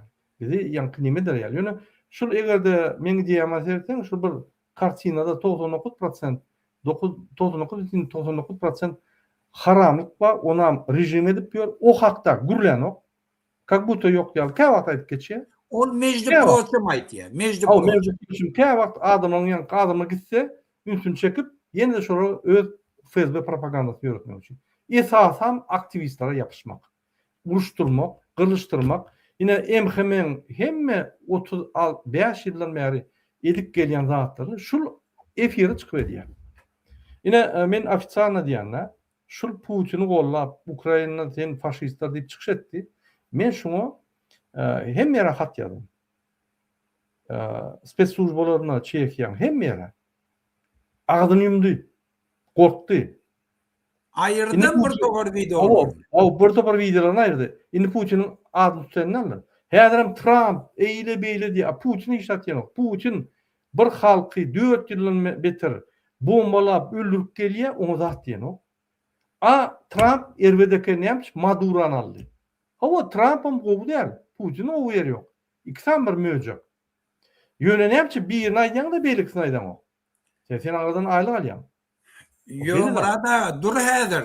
Trump bara hukumete gelenine men videosyny uğradayım tana. 258. videosy. Trump hukumete gelmäke, prezident taýlanmaka o bütün dünya kıyıkçık etti. Tenovoy gospodarstva Trump'ı getirmeye. O tadı yürüyte kompüter yazaptırla sen Trump'a bassanam neme var ya sesin falsifikasyon edip böyle odan yürüyte bir adamı getirdi spesyalist olurdu parlamentin önüne falan etti deyip şu ödeyip hem yerde belli hiç vakt Trump bulmaya Tenovoy gospodarstvanın adamları Kamila bilen Biden şolardan başka hiç kim gelmeye falsifikasyon ettirdi. Böyle videoyu koyuşanı olmadı. Karanlığa kıyıgırıp bokurduğunu yırtık kıyıgırdı. Ondan sonra ikinci Trump prezidentine sayılananla eyyem sayılanlı da demokratla dünya hem demokratik devletlerde halk saylaw geçenden soň rezultaty belli bolandan soň mirni hükümeti tapşyrmaly sen düşman boldyny öldürjek kim bolsa ola şonu etdiler bilem etdiňni şonda ola bi hewul wala alhamdulillah kul wallahu ahad Kur'an okap başladı haramdada Trump geldi deyip hava yalan olsa aytsın haramdada inni ona praznik etti. Bütün halkı kutladı Trump'ın geleni bile. İnnem Madura'nı ayırdı deyip inni on dünyanın kanunları yadına düştü. Putin Ukrayna çolonlu dünya kanunları bilen iş yok mu karamdada? İnni Trump gelip ödüm yakası kayışlı bir cinayetkarı yatan otoğundan tutup alıp giden adam ne medeni dünyanın kanunu bu. Hava ben hiç kurumum yok. Biz Trump'a öz atsenkamızı verdik. Trump yani cinayetkar adam yok. O dünya kanunu bile mi işi yok? Amerikan kanunu bile mi işi yok? O kellerine burada onun kongresi özün abiyaznen bile nakaytmanı. O gelin aldı. Şol edeni işi bütün Venezuelan halkı 8 milyonu kaç gelip gören adamlar şezil ettiler. Şoka düştüler beğencisinden. Yurdun içinde halk beğenip nimetçiğini bilmediler. 75% ses verip taylanan prezidentini dışarı yurda kaçırıp koyuveren prezidenti tutup alıp kaytıttıran. O ne eline yarak var? Bayendiler var? Hiç kimi isadet ayana. Karşıdaşlarını tutup otu. Halkam o fayla ulen başka bir yerini fayladılar. Birine ondan niye ne düşün bir kanunu vayçaktı? Hava normoyunca hava Trump onu etti. Sen hem onu kolladın. Sen kolladın haramdanı. Etti. Hava halk bedenini. Halkın befidini. Şu ne? 20 yıllar türmede yatan adamlarını şu Madoran basan adamlarını dün boşuttular. Şu türmeni yaptılar karanlıkta. Şu türme, şuna beğenecek misin? 8 milyon adam öz kardeşlerinin yanına gidip bileceğine beğenecek mi? İnni Venezuela'nın içinde azat taylı geçirilmegine begenjekken ey haramdada. Şoňa begenjekken sen. Neft alýar diýe bokunu ýa. Trump'a neft gerekkä otady. Trump neft üçin özüni abra üçin ýygnady hemme ulu kampaniýalar kabinetine barın görün. Birem razy bolmady Venezuela'yı diýip işlemek. Birem razy bolmady. Sebebi otady iň bärsinden 15-20 milyar dollar pul goýmaly. Onun 12 ýyldan soň peýda berip başlaýar diýe. Eger durnukly bir döwlet bolmasa hiç bir akbak adam pul goýmaýar. Innem Trump otady bayanlar salana gözde Madura'nın öz ornasarı şu wat ýurt dolandyryp oty. Azat taýloo geçirdiydi. Aşın nämesi var? Näme diýýär? O begen ýa. Ýadymda bolsa Muhammed Ali Siriýa boýunça da biz çykşylarymyzda mene radikal etdi. Men ýanky radikallar bilen gatnaşyp gurup zat edip men olar bilen terroristler bilen gatnaşýanmyş. Men ol Ukrainadaky boýboý çeçenler bilen gatnaşyp Türkmenistany perewar etjek bolýan diýip bir topar hatlara ýaýratdy. Bunun bir gurbanlyň bir görnüşi. Men bir zat edeň. Çykyş edýär. Näme diýär? Amerika 10-100 trilyon dolar gitti. Men bilýän nirdedigini diýär. Maňa men hat ýazdym diýär. Maňa şonu eger mümkinçilik beren bolsa men şonu tubud ederdim diýär. Sen näme bu altyrmy? Ya sen näme salgy tulugynyň işgärimi? Ya sen näme düşünjäň barmy şol gurdan? Sana häzir Amerikaň hemme balansy berse sen şoňa içine girsen yüzüp 100 ýyllardan çykmaýan. Düşünmeýäňmi hiç da? Näme gurrun edýän? Men taparyn ýa. Sen tapar ýa, sen elementan buwalsy çok bilen o. Finans bilen o. Sen bir qara bloger. Näme tapjak? Ne bir muň aýdýan ideýalary bir kelle kılacak. Öden muň tehlikesi var. Muhammed ağa. Bir doğruda atlar okey, doğrudan bir ütköşük saat diýel. Näme samolyot bardy, ýanky şol aeroportda, oň ýanky nemesi nirde arasyndaky 70 kilometr aralyk, ýanky Trump'yň nemesi mümkin şu var. Ine şuna esaslanyp beýlik versiýalaryny sok goýýar. Men ine eger şu haramdadala bir zat wede jurnalist işi şol. Eger Türkmenistanyň problemini aýdyp oturan bolsalar, iyidi giderli göreşi men näme işim başlady? Sen näme işim başlady? Hakyky. İşi şu haramdadalar işi etmeli. Ýöne bula almany haramdadalara satýan adamlar. Ya bunu puluna işleyen adamlar mı? Amerika pul verdi, 3-4 yıllar Amerika hizmet etti. Şu keneboy gasudarsına hizmet etti. Ödeyen keneboy gasudarsı. İnni, Muradağı bir hayiş. Yankı koyunca yerini koy, bir de yalancı diýip aýtýanny da Türkmenistan Amerikalyň saldatlar gelmedi diýenni. Men aýtjak bolýan, bokunu ýa karanlarda. Biz hemmesini dokumentleri esaslaryny aýtdyk. Yerkedine geldi diýem. Benim yan kayıt var olan bunlar ertek işleyen bir. Çıkış ediyorlar da hayran halaymalı. Şu diğer tabi işleri Madura'nın uğurlanından bir geçen oldu. 3-4 gün geçendir de. İnşallah diye Türkmenistan'ın terfedine geldi deyip. Yine birinizde 3-4 gün geçen ol. Bir aydan goýap geçti. Birinizde 3-4 gün geçen ol. İkinciden yine men bir videoňy okuýan Muhammed ağa ünsöksedim şuna. Seýdim yine şu Iran. Amerika şu tarapdan diňe çolsa ýeňmeýär. Amerika şu tarapdan çolmaly, yine şu tarapdan çolmaly ve şu tarapdan. Şu tarapdan çolulmadan hatya bir serketdi kontrol etmeli. Yine şu samolyotlar Türkmenistana gelenleri ýöne köýdär. Ýöne Amerika durakda ýa boş samolyot, wayenny, spesializirowany spesnal samolyotlaryny ýöne boşy berýär. Ýöne olaryň gatnap ýörler. Yo, şol habar doğru barany samolyot. Habar doğru, hemme aýtyp geçdi. Onu ýa tasdyklan ýok. Ine häzir inanmarsyňyz Muhammed ağa barýan ine maňa jaň etdiler, videosyny göküldüler. Türkmenistanyň Amerikaň ilçihanyň öňünde garalar dur, wayenler. Usilni dur. Olmaýaşyň hani wayenler dur diýär. Mana da beýle duran okdy diýip ine videosyny uradylar. Näme boldy diýip. Men elbetde näme boldy? Usilni gitdi sebäbi поддержка спецназlar gitdi. Ýöne ine bir zat düşündirjek bolýan. Men ine security'de işleýän, Vostochna borsa diýen, men strategiýa boýunça, görüş strategiýalarına köp üns berýän. Hiç bir döwlet, Amerika bolsun, beýleki döwlet atmak bolaýmasa, ýöne bomba olamýar.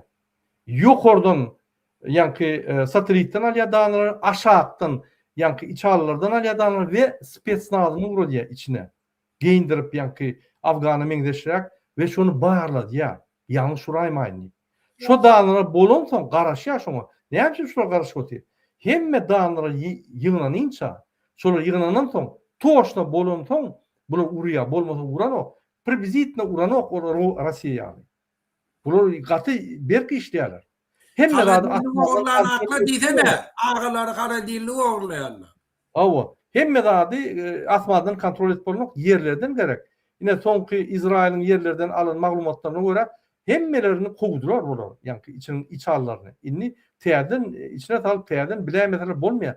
Şoň üçin spets operasiýalar geçýär. Spets operasiýa diýmek Putin ýaly ýa-ni ete sürmekde goşundy. Spets operasiýa diýmek ýürütülüşden adam getirip öwrüdilen adamlar getirip İran dilini bilýän, Iranda doğurup ösen spetsnazlary getirip içine salyp, ýa-ni İran eşigine maglumatlary bilip ona ýa-ni bu tarafa geçirip Türkmenistanyň serhedi habarly şol atdyrlar. Ýöne bu gidin ýa-ni näçip gelip duş gitdiler Türkmenistanyň Rubiýe gelip duş gitdi. Näçip? İngilizler o waýançylyklary geldi. Waýançylyk o. Hepine duş giden o. Ine şo bolmadyk şu datlar bolmadyk ýaly bulan kellerden fantaziýat diýipýar. Onna ýal bolsa, onda sen tuğut etdi şolun gelmedigini. Ine bir geldi diýär. Biz maglumatlary okudýar. Ne sen gelmedi diýen suud etdi. Näme gelmedi şolar? Näme diýýärler? Näme hiç bir samolyot barmadymy? Bardy. Ya näme şo ýerde usleniýe ýokmy? Ana pasosyna çel usleniýe. Näme barmadymy waýanlar? Bardy. Bunu pikir edýär, serhede bardylar, ýa-ni ol Putinin goşunlary ýaly 200.000 adam bar diýip pikir edýär. Ýok olar ýok. Amerika toçny işleýär. Seret bu tarapyndan ine ýürüýte getirilen ýa-ni udar için getirilen gaýıklaram ýürütülüşden kompaktyndan. Bir gaýyň üstündedir. Kaptanına flotilya, Goryan flotilya. Olar ýöne 100.000 ýapçydan ok. Olar adresa toçny işleýär, yaralaran toçny. Tamagaftan vurany onu almam bolmaýar. Gat toçny urýar. Ine şoňa bu ýa-ni o ýerden bu ýerde kiçik ýa-ni başgaça goşmaça şoňa degişler tutnamary gökölüp ine şu ýerde de bunu alýar. Şoň üçin men şoňa neme diýenne, ýa-ni hemme dady poh edir Salavyov. Şu Salavyov seret Salavyowyň aýdýan datlaram şulum türkmen çaýtany. Eger Salavyov şu Amerikany öwýän bolsa bulam Amerikany. Salavyov Amerika garşy bolsa bulam garşy. Ne bir yerden zadany gelýär. Şoň üçin men muňa FSB'şik diýem. Yo odan belli. Şu atbizlara bir ýyl ýarymdan bäri diýjegini çykyş edip, oglanlar ruhlandyryp, zat edip, ýene de hereketi gallyrdy. Inni haramdada bir ýyl, 2 ýyl bäri hiç bir edaçy goýanakdy. Her aýda, 3 aýdan bir gede. Inni halkyň hereketini görüp, inni hazaýlar gorkup başlady. Bular inni bizim öwümizde bewet boljak bolýar. Ähemmiyeti ýoksa ýanky zatda ýürüýte peredaçy goýup, şu at bilen şo ýanak peredaçy absolutny hajaty ýok. Eger şu ýüregi birazajyk arasda bolsa şo gerek ýok. Şo habarlar hemme ýerde bar. Negin TV, o Türkmen neme Baku, Ru hemme ýerde bar şo habar. Awa. Yani our rate hemme baryp göramaly. Abbi gelip öňünden şonu goýup, şuna halka ağladı, ödem ayaz babalamızdı. Haram vardı. Sen yurdun görüp otyňa näýli közenip görenni. Şolar bir ýyldy kalat etmeli. Bizim şoň urna giýjegini algat dähmet çekip. Şonam görýän, biz hiç ýerde pul alamda. Sen ýana haram vardy de, bana gel hep dedip 2 sagatda bir telewiziýany şoň diýipdir bollaýanda şu haramdada bana näçe berjek pul diýip sordy. Şu haramdada şu. Inni hemişe bewet bolup gelen. Biz wara bütün Türkmenleri birleşdirip birleşigini döretdik. Men şoňa nimet dedim, kan üns vermedim de. Şu inni biz doğrudan adamlar bilen gepleşip ýygnanyp ýygna geçirýär. İyi diýenden baryp bir tane KGB'şliň ýanyna haramdada sana Wel tapara ay hapı sözleri aytmadıklar diyor. Bir normal adam eşitip bilen akşam aydınlattılar. Ona mara eyyem yayrattılar. Ne için? Şu yığınağı bozmak için. Şununla da biz şunu sakladık. Murat'tan kahiş ettim ben. Wel tapardan kayda attım ben o ünlü şunu koy. Ağzı verilimiz vajna bizim halkımız köteni otuyorsun, nemedi oturmayla inni kayıtalamardı. Bu karamdardan niyeti şöyleken abasında. Şu yerde Muhammed Ali sen şunu kolladın, ben şunu ayırmalı deyip. Ben astamıyorum, durdum. Benim ak ve taparam şunu kollap, ben dedim yok, ben gidiyen, şu olsa ben gidiyen, şula adam, dine buluya, bununla gülüşer yerler, buluya, o genişe neyme diye saparmaradı getirir diye. Facebook'u. Getirip koşuyor. Benim ol Facebook'u bilyen ki bilyen ne? Yön yanımızda olsa kovu diye. Sen oynuyor, sen idiot hata edin ya. Ay bir. Şöyle şu şey saparmarat diye ne olur? Oğlanları falan tuğradıp karıtmıyor karamda. Yaş oğlanları yani genişten ayırıp ak edip onu tutturup buları pıtradıp şunlara katı padırıvno işleri katılıyor. Tertap olmalı. Meni hem Allah'ım rahim canı bir daha ise onanman tertap olmalı. Manipülasyon gidiyor. Katı mekir. Katı yani değişik farkları ulanıp şu küçük farkları çiğişirip uluzadı size yankı postlayan. Tertap olun. Murada ne? Şu bir o yaş olanmadı student olan neme Allah Muradov mi? Allah Muradov mi? Allah Muradov o melik verdi. Melik verdi. Allah Muradov me. Şu yaman ovuryadı. Gördü men gepleşen ördüm. Hiç vakti önümen o bilen bolma deyip hiç aydamak da yaman şuna simpatizir ödet yani. Hem adın şuna ait yani. Şu pakir alıp gittiler. Bir tokora diye şun elva diye tevabin şu yaşayan yerinin adresini bilen şu diye şundan başka ben bilemem ol neme gururumlar ben bilemem yöne ben bir daha bilen şunu alıp gidenine inni her bir adam ece kakası mukaddes ola inni bir betbakçılık başına geldi olan şun oğullarını daşarı yurtta okup veren arası oğullarını akittiler, zorladılar, türmede sakladı.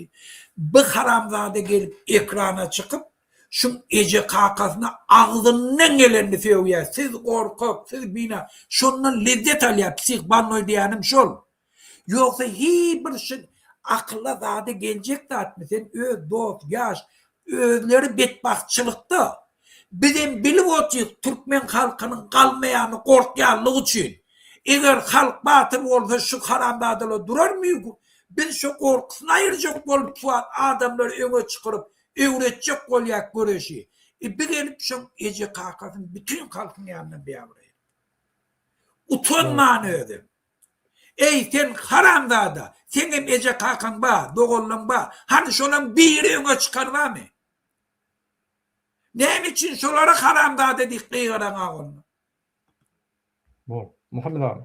Men var şunu koyarlar, şunu men nimetem yüreğim oynar. Şu yani ben katı bir fikri koğuşup, katı bir jurnalist rastlediği koğuşup bir küçük dağıtları okuyor.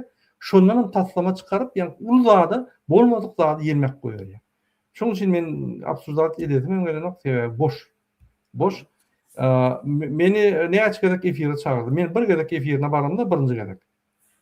Sonki 3-4 sorunu sorular böyle cevap verdi. Meni yani ayttırmadan. Men gülüp oturdum. Özüme dedim şuraya idiyordun yani qayıp gelecek. Ne açatın çağırdı. Yani sırtına açıp çağırıp gördü, ağzına açıp çağırıp gördü. Men hiç barmadım. Buraya adam beni asinama. Gepin tümökleri özdeki iştahat dünyada ömrünü kazanıp bilmeden adam halka yol götürüp bilmez. Onunla da beter halka kömek etmeden adam, halka üstüne uyan adam yine şundan tertap bolun. Siyaseti qowzada eltmeşul. Käwagt qow makallalar çıkarya, halkın üstünü çekya, prosmotr alıp başlaya, başlaya öz propaganda. Yok, profesyonel ol. Onsunne bu niyeti evet. Şol için men Adalatlık radyosundan yürüyüp qoğulan adam, mumara, maral taydan pes bolon için, bir topar erve saatlar ediyen için qoğulan adam. Hiç jurnalistlikte işlemeler adam, yani hat verilip, yüzüne nakleyke koyulan adam, şol dine, yani Russian Today işliye, şon gizli maglumat çıktı. Avrupa'nın aylım, maglumat ýygnap şolara berýär. Yo, bir Raşid döwletden Tude'de aňa çıkışı başyr. vardır adamla. Yalan mı kadime Raşid Tude'de şun çıkışı var. Awo sen tap bolun, gatser tap bolun.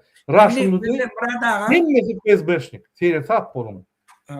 Murad ağa, men şun etati ideologiyat hakkında bir kağıt aytjak. Ve de şu pastayan hemme dağda padganiyat etken dağda nemi? Dünyanı bir dolandıryan topor var diye. Devlet diye, dip devlet diye yine burada diye her bir at tapıyor. Hiç vakt şundan şunu kim deyden cevap verip bilmer. Kim şunu? Yani bir devlet var olsa, bir devletim olacak olsa dünyanın kontrol etme mekanizm olmalı. Bir devlet yurt dolandıracak olsa armiyeti var, kenbiyeti var, polisiyeti var, prokuroru var, nalogi falan. Onu kim? Atlarına yeke-yekeden. Hani şunu? 1, 2, 3, 4, 5 dedi. Şunun nehirli mekanizmle dünyanı dolandırıyor. Neyme şunu? Nerede? Hayti yurtta, hayti adamda, hayti halka değişti. Hiç illi şuna cevap yok. Yöne dünyanı dolandırıyorlar. Bunun kim bellisi yok. Şunun için de hiç vakt görüşüp olmayasın, düşmanın konkretini görmedin. Yöne bağmış. Görmedin neyle görüşecek? Bir halka anlaya. Birbirine ne mi? Ve de şu yani diktatörlük oluyor. Ne için? Sebebi adamları naumid etmek için. Adamlara diye siz hiç kim o dünyanın dolandırıp otururlar var. Siz akmaklı ne için oturuyor?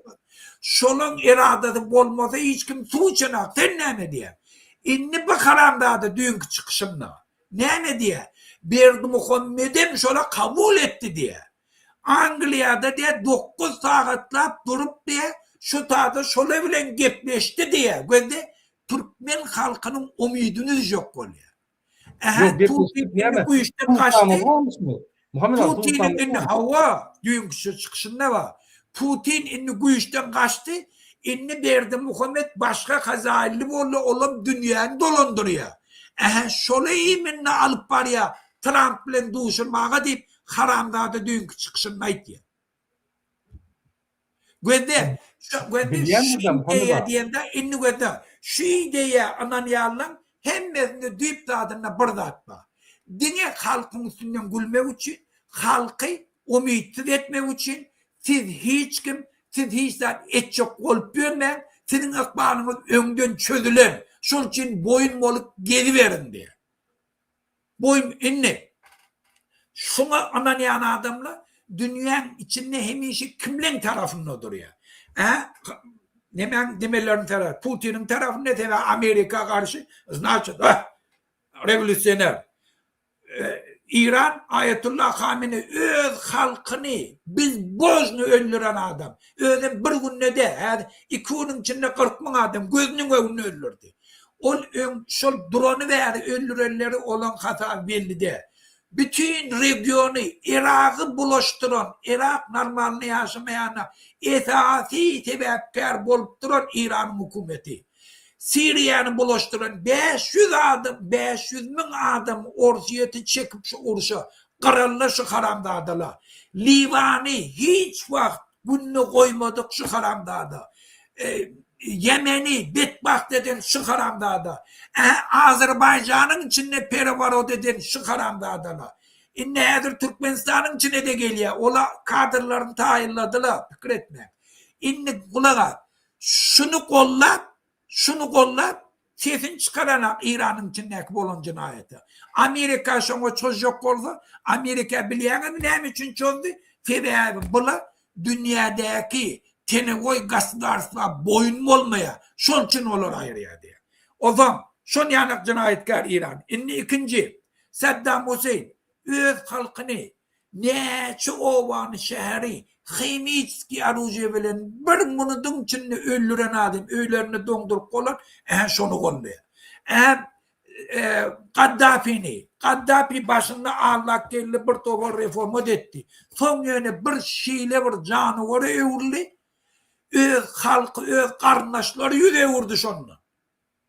Şun yanan adamlar kıran adam yok. Şunu kolluyor. Başar Esed'i kolluyor. Nerede bir adam kankhor olsa, korrupsiyoner olsa, yurdun talan bolsa, yurdunun halkının karşısında cinayet eden bolsa, Allah Murat şoň tarafından. Tebe şu ideyeden şoňa gelýänden. Abo. Ondan ikinci mesajı şu. Boyun molum. Edibileceklerimiz yok. Düşman uli. Şol için hemme halkın ağını ütketmeli. Bütün dünyanın adamlar birlikten tenevoy gasudarstvanı. Ona da kıyamet ecellir şu cehennemde yaşa verin diye. Aytiyan daha düşü çıkaranlar. Doğru. Yine Yok da bizim aytiyanın neye doğru olsa gel ayttılar neyem etmeli. Bir de cıdan cekke şuna. Şu hükümeti biz cıdan cekke. Şu hükümeti ayıracak. Bizim halkımız Türkiye'de kul olup böyle. Çağalarını gör. Şunları çağalarına kavuşturacak. Şuna güymenme. Şu neyem etmeli. Ayt. Ya boy mol kestirlemi. Ondan yine bir istatistik dağını getiriyor diye Amerika diye gel Trump Berdi Muhammed Al-Kaş'ta şuna radim 47% neme adamla hava radi biz deyiptir de.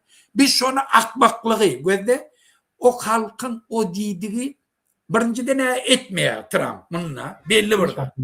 Yöne halkım şunu islep duranak hiç mi islayanak başka bir devlet gelip şu yurdun dağını burada etsin. Men etmen lazım başka bir edecek oldu men namartlam. Yöne halk şeyle bir dereceye yeten şeyle biz şu halkın ne lazım deyin halkın nalasını görke diye. Şunu daha düşman gelip bana şu haramdadan ayırsa şuna birinci. Şuna şu an Türkmenistan'ın içinde hem kişi çevresini tapmanı serdarı, hormatlı serdar, arkadağlı falan deyip kat yazıyorlar. Şunten eceğin falan edeyim neydi şu hormatlı de. Eceğini falan bir betbakt ettiniz. On aydı bilenek ne lazım edeyim. Ondan yöne şeytirip yazmalı oluyor. Bir saylava katnaşanda da şun yana. Bula isleyene başka yurt katnaşmanı. Yöne ne lazım edeyim adam öz jelaniyetini aytıyor. Şunun dinası geliyor. Her ne ettirip şu haramdadır. Sen şuna doğru düşünmeli. Eğer akıllı olsa. Yok doğru düşünüyor. Yani o manipülasyon diye faktör. Yok halka binamız diyordun. Yok sen işte ha. Şun yanak binamız yok yani. Bu bir soğuk çıkışına ben vaktman itirazım bilen ok. Bu aydan dadı yankı gattoo belakıştın tenivoy yankı hükümetler var. Putin'in şoňa şoýuşa ine Putin geroy. Putin eger şoňa şoýuşan bolsa 25 ýylda on atlar belli bolmaly. On yankı şol atlar goşunlary kimdigi banklarda atlar belli bolmaly. Kim o? Ayt kim? Senin bu uğraşan tenivoy neme onu keskilecekler sen super jurnalista. Hantin atlarını taptın mı şoň? Adı familiýasy kimdigini bellet de bizden bir yerleşiyor. Haydi Haydıştat, Amerikan Haydıştat. Ya da Rusya Haydıştat neme gubernatörüne ayt da bize de bizden bilerler. Yöne aydıp dursun. Yok men aytda şola deydi bereke değerli men taýin näme bolgan bolayın şolar aýraýyn. Ola bir ikinci biz Trump'a näme spýdlendik diýsene Türkmenistan içinden hatlar gelýär. Türkmenistan içinden videolar gelýär. Türkmenistan içinden videodan jaňa diýerler. Muradaga ho Beherdeniň Göktepeň Kıpçak, Bağır, Gökçen adamlar haş ediyor. Şu näme düzülýän bolsa da Trump'a ayt alyp gitsin şu haramdadanı. Biz yankı çözülemde şu mesele näme isyan bolsa boyunallı alyp gitsin şu haramdadan diýip aýdýarlar. Halkın sözlerini biz aytdyk. Biz ütköşde adaýdam da. Özümizden bilip aýdam da. Men diýjek bolýan adam bu hemme zat eder. Bize karşı lüboy manipülasyonu görüşür. Yöne rejime karşı, diktatorlara karşı görüşmez. Ne yapacak? O diktatorlar tenivoy hükümete karşı görüşüyor. Tenivoy hükümetem hiç kim. Tap olanı. Yine şu konspirologiya diyani yine şu bir bağmış yöne bunu her kez hitlep olanı. Yine şol yankı falşiv ideyan üstüne işlep adamları doğru yoldan başka yola giden adamlar. Konspirologlar değil ya şu an tertap olmalı. Muhammed abi şunun biz de men şunun yüzünü görsem eyyem yorum ya.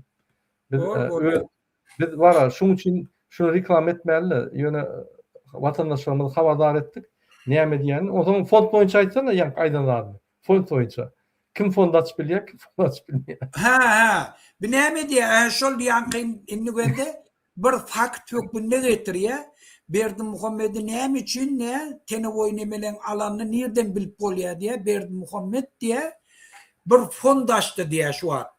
Neme hayır togabat fond diye. Şunu hiç kim açıbilenak diye. Şunu dine diye tene oy gazı darsı bağlan nemesin ne var diye şola açıbiliyor. Onun üstü bile milyarlarca pul uğurlayanlı diye falan. O akbak nadan. Gemen oturan yerinde sana açıp vereyim. Non-profit organization. Akbak haramdadır. Şunu düşünmeyen oradan halkını hemen Allah'a otibidir.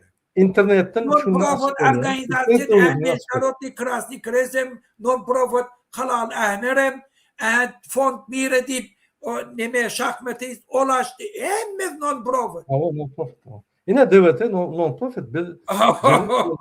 Hayır soğabat için açmak için hiç saat hiç yerde gerek.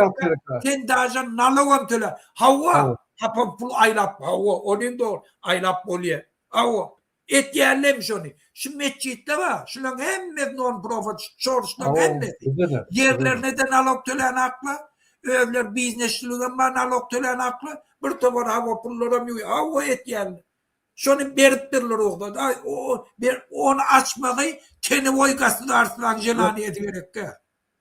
Alamrat administratif taraftan katı olsaklar sebebi hatta u birişini at bilmekten. Ondan cüz sayıdan başka bir numara almalı oldular. Bir adam yani alınmadı. Ya bilen o. Şol 10 yıllar u birişi at bilmeyen tamam kahır geliyor.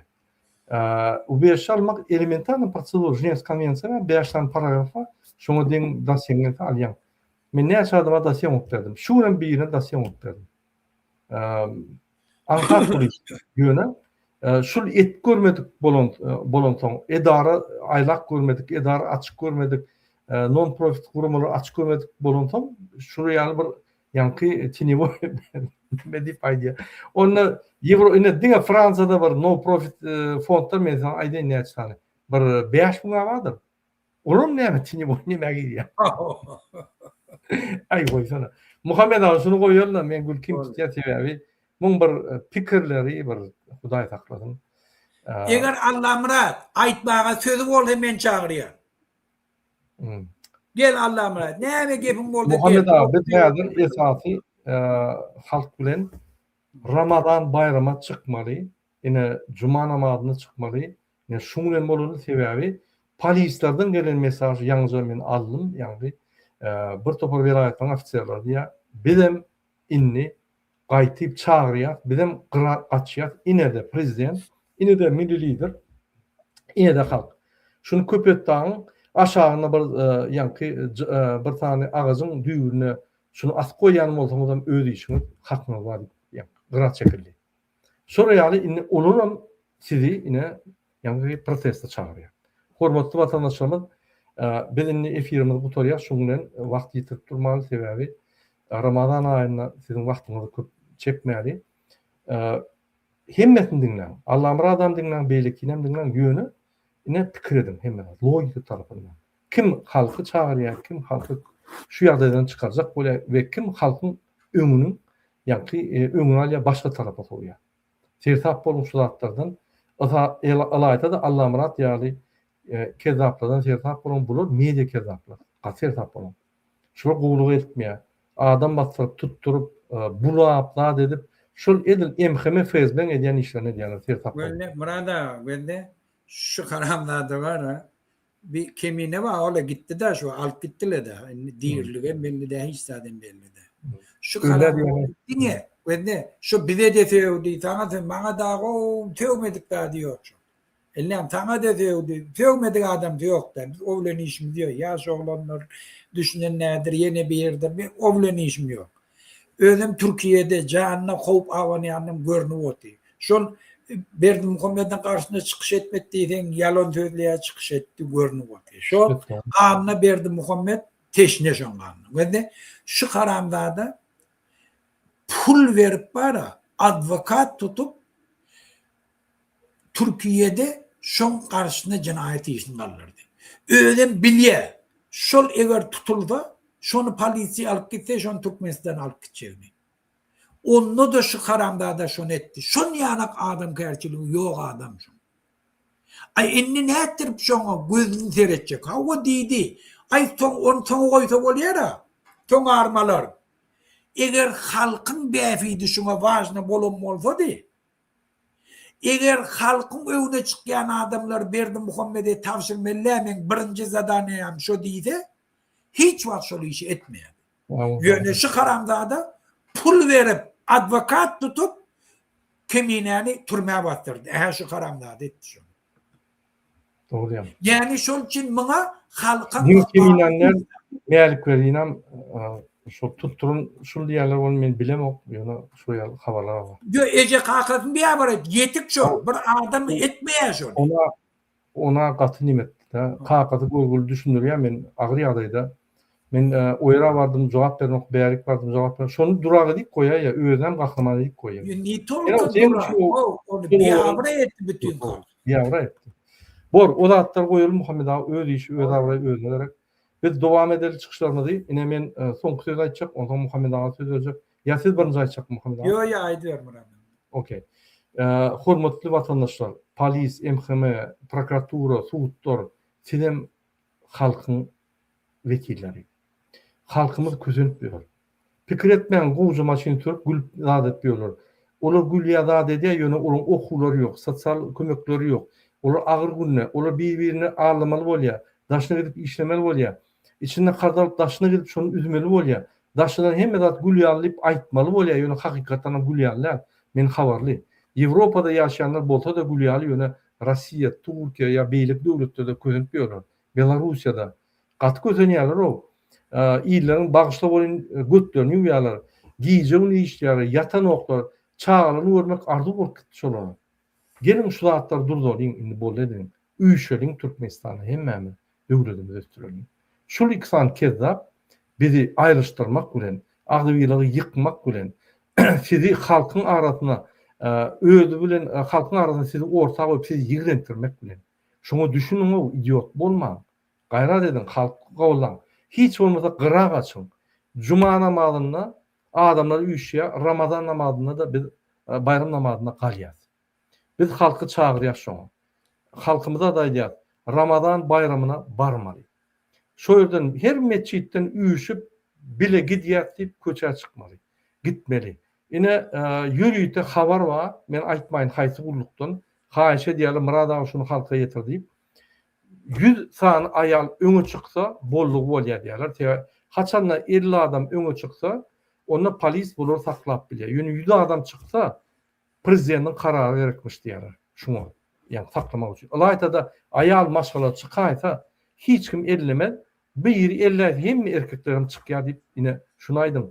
Men şoň üçin ayal maşgalary da haýyş edýän. Ejelere oğlumuz Rossiýada ýa-da jaýlaňyza aldylar ýa-da dogunumuz bakdylar. Hossarlary türmede oturun bir topar közün häzir alsaň ine 1700'e goloy diňe odan depede ýatyrlar. Şoň her güni ölüm bilen bagly. Näçe çykan zok. Ine cuma bayram cuma namazyna gelin we Ramazan bayramyna çykyn. Inanyň ine men söz berýän. Biz şolar boşadýar. Hemmetin boşadýar. Şu türmenem tekizlek gidýär. Bolmadyk ýaly edýär. Biz oraya türme gerek gel. Öz halkymyzy ezýän türme gerek gel.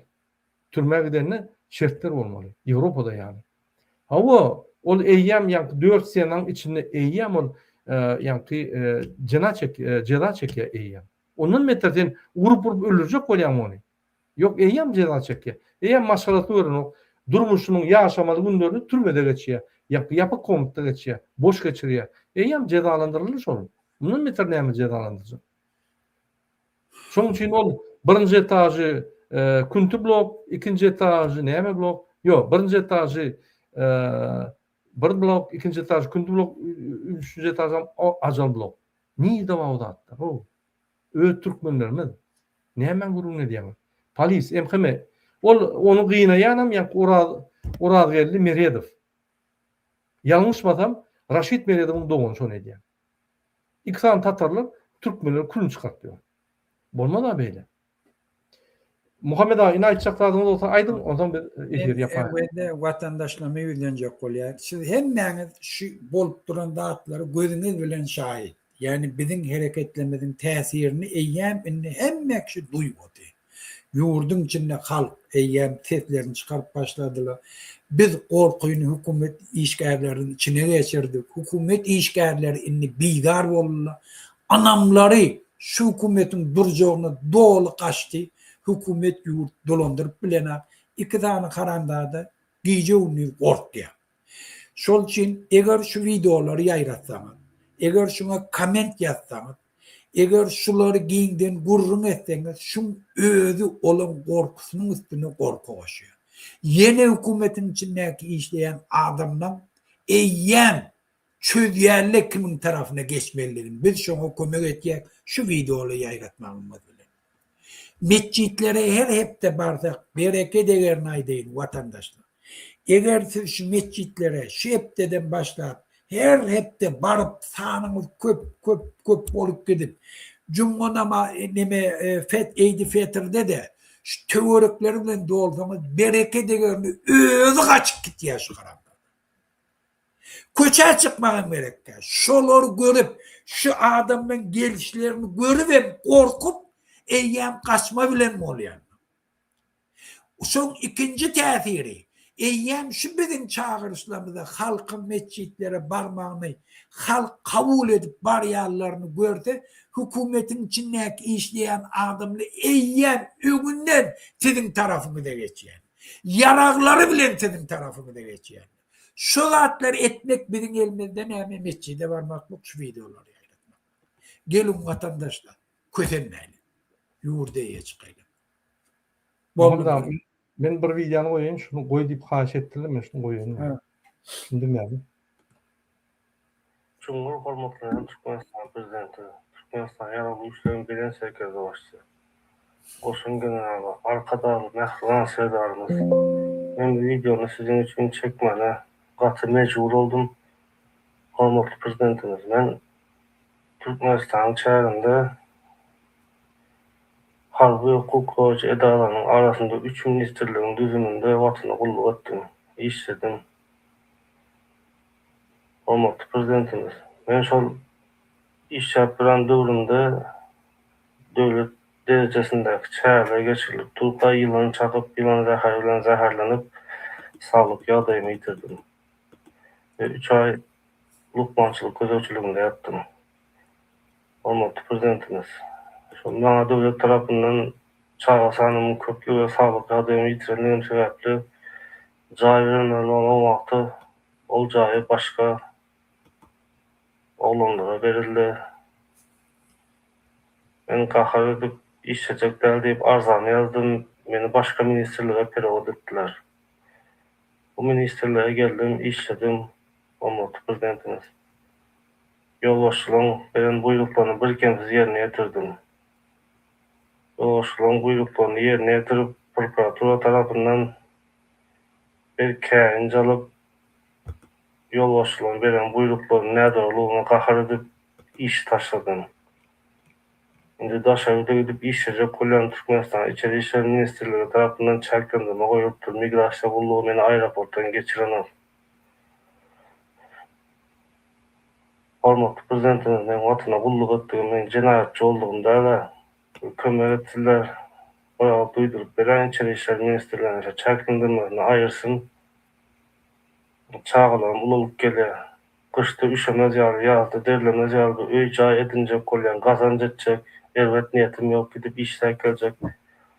Hormatlı prezidentimiz, size yüzlenmekten başka hiç çarem alacım kalmadı. Kömek edin şu videosu da yetip varsa haş ederim. Yine şu yali harbulunlu işten oğlum.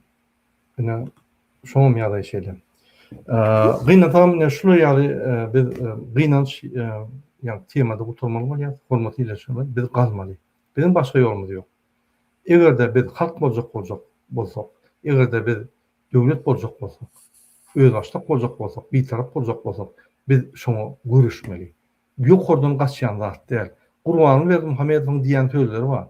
Men balagymı satan, ýöne özümün we oglumyň wezipemi gidirmerni. Bu diýmek, men şonu eýem huzursuz eýçiler geçirdim diýmek. Ol prezident. Nominalna должность, sen ol gelýän nomenklaturny работник. Şu prezident bolýan, indiki soňuty götüňe dep gidilýän. Ol şonu ýanky ömürlük alyn kişi bolup, şonu men özümüm gidirmerni ýa-da. Onu diýmek ölmer ol. Başa ýok. Ne şeýle. Muhammed abi, onunla näme efir tamamlaýaly. Sağ olun, fikirlerini aýdan üçin. Size köp sağ olun, hormatly ýylaşlar. Ramazan aýyňyz gutly bolsun we hemme arzuwlaryňyzy Allah Hudaýdan işlesin. Hoş sağ olun. Indik kepeşik.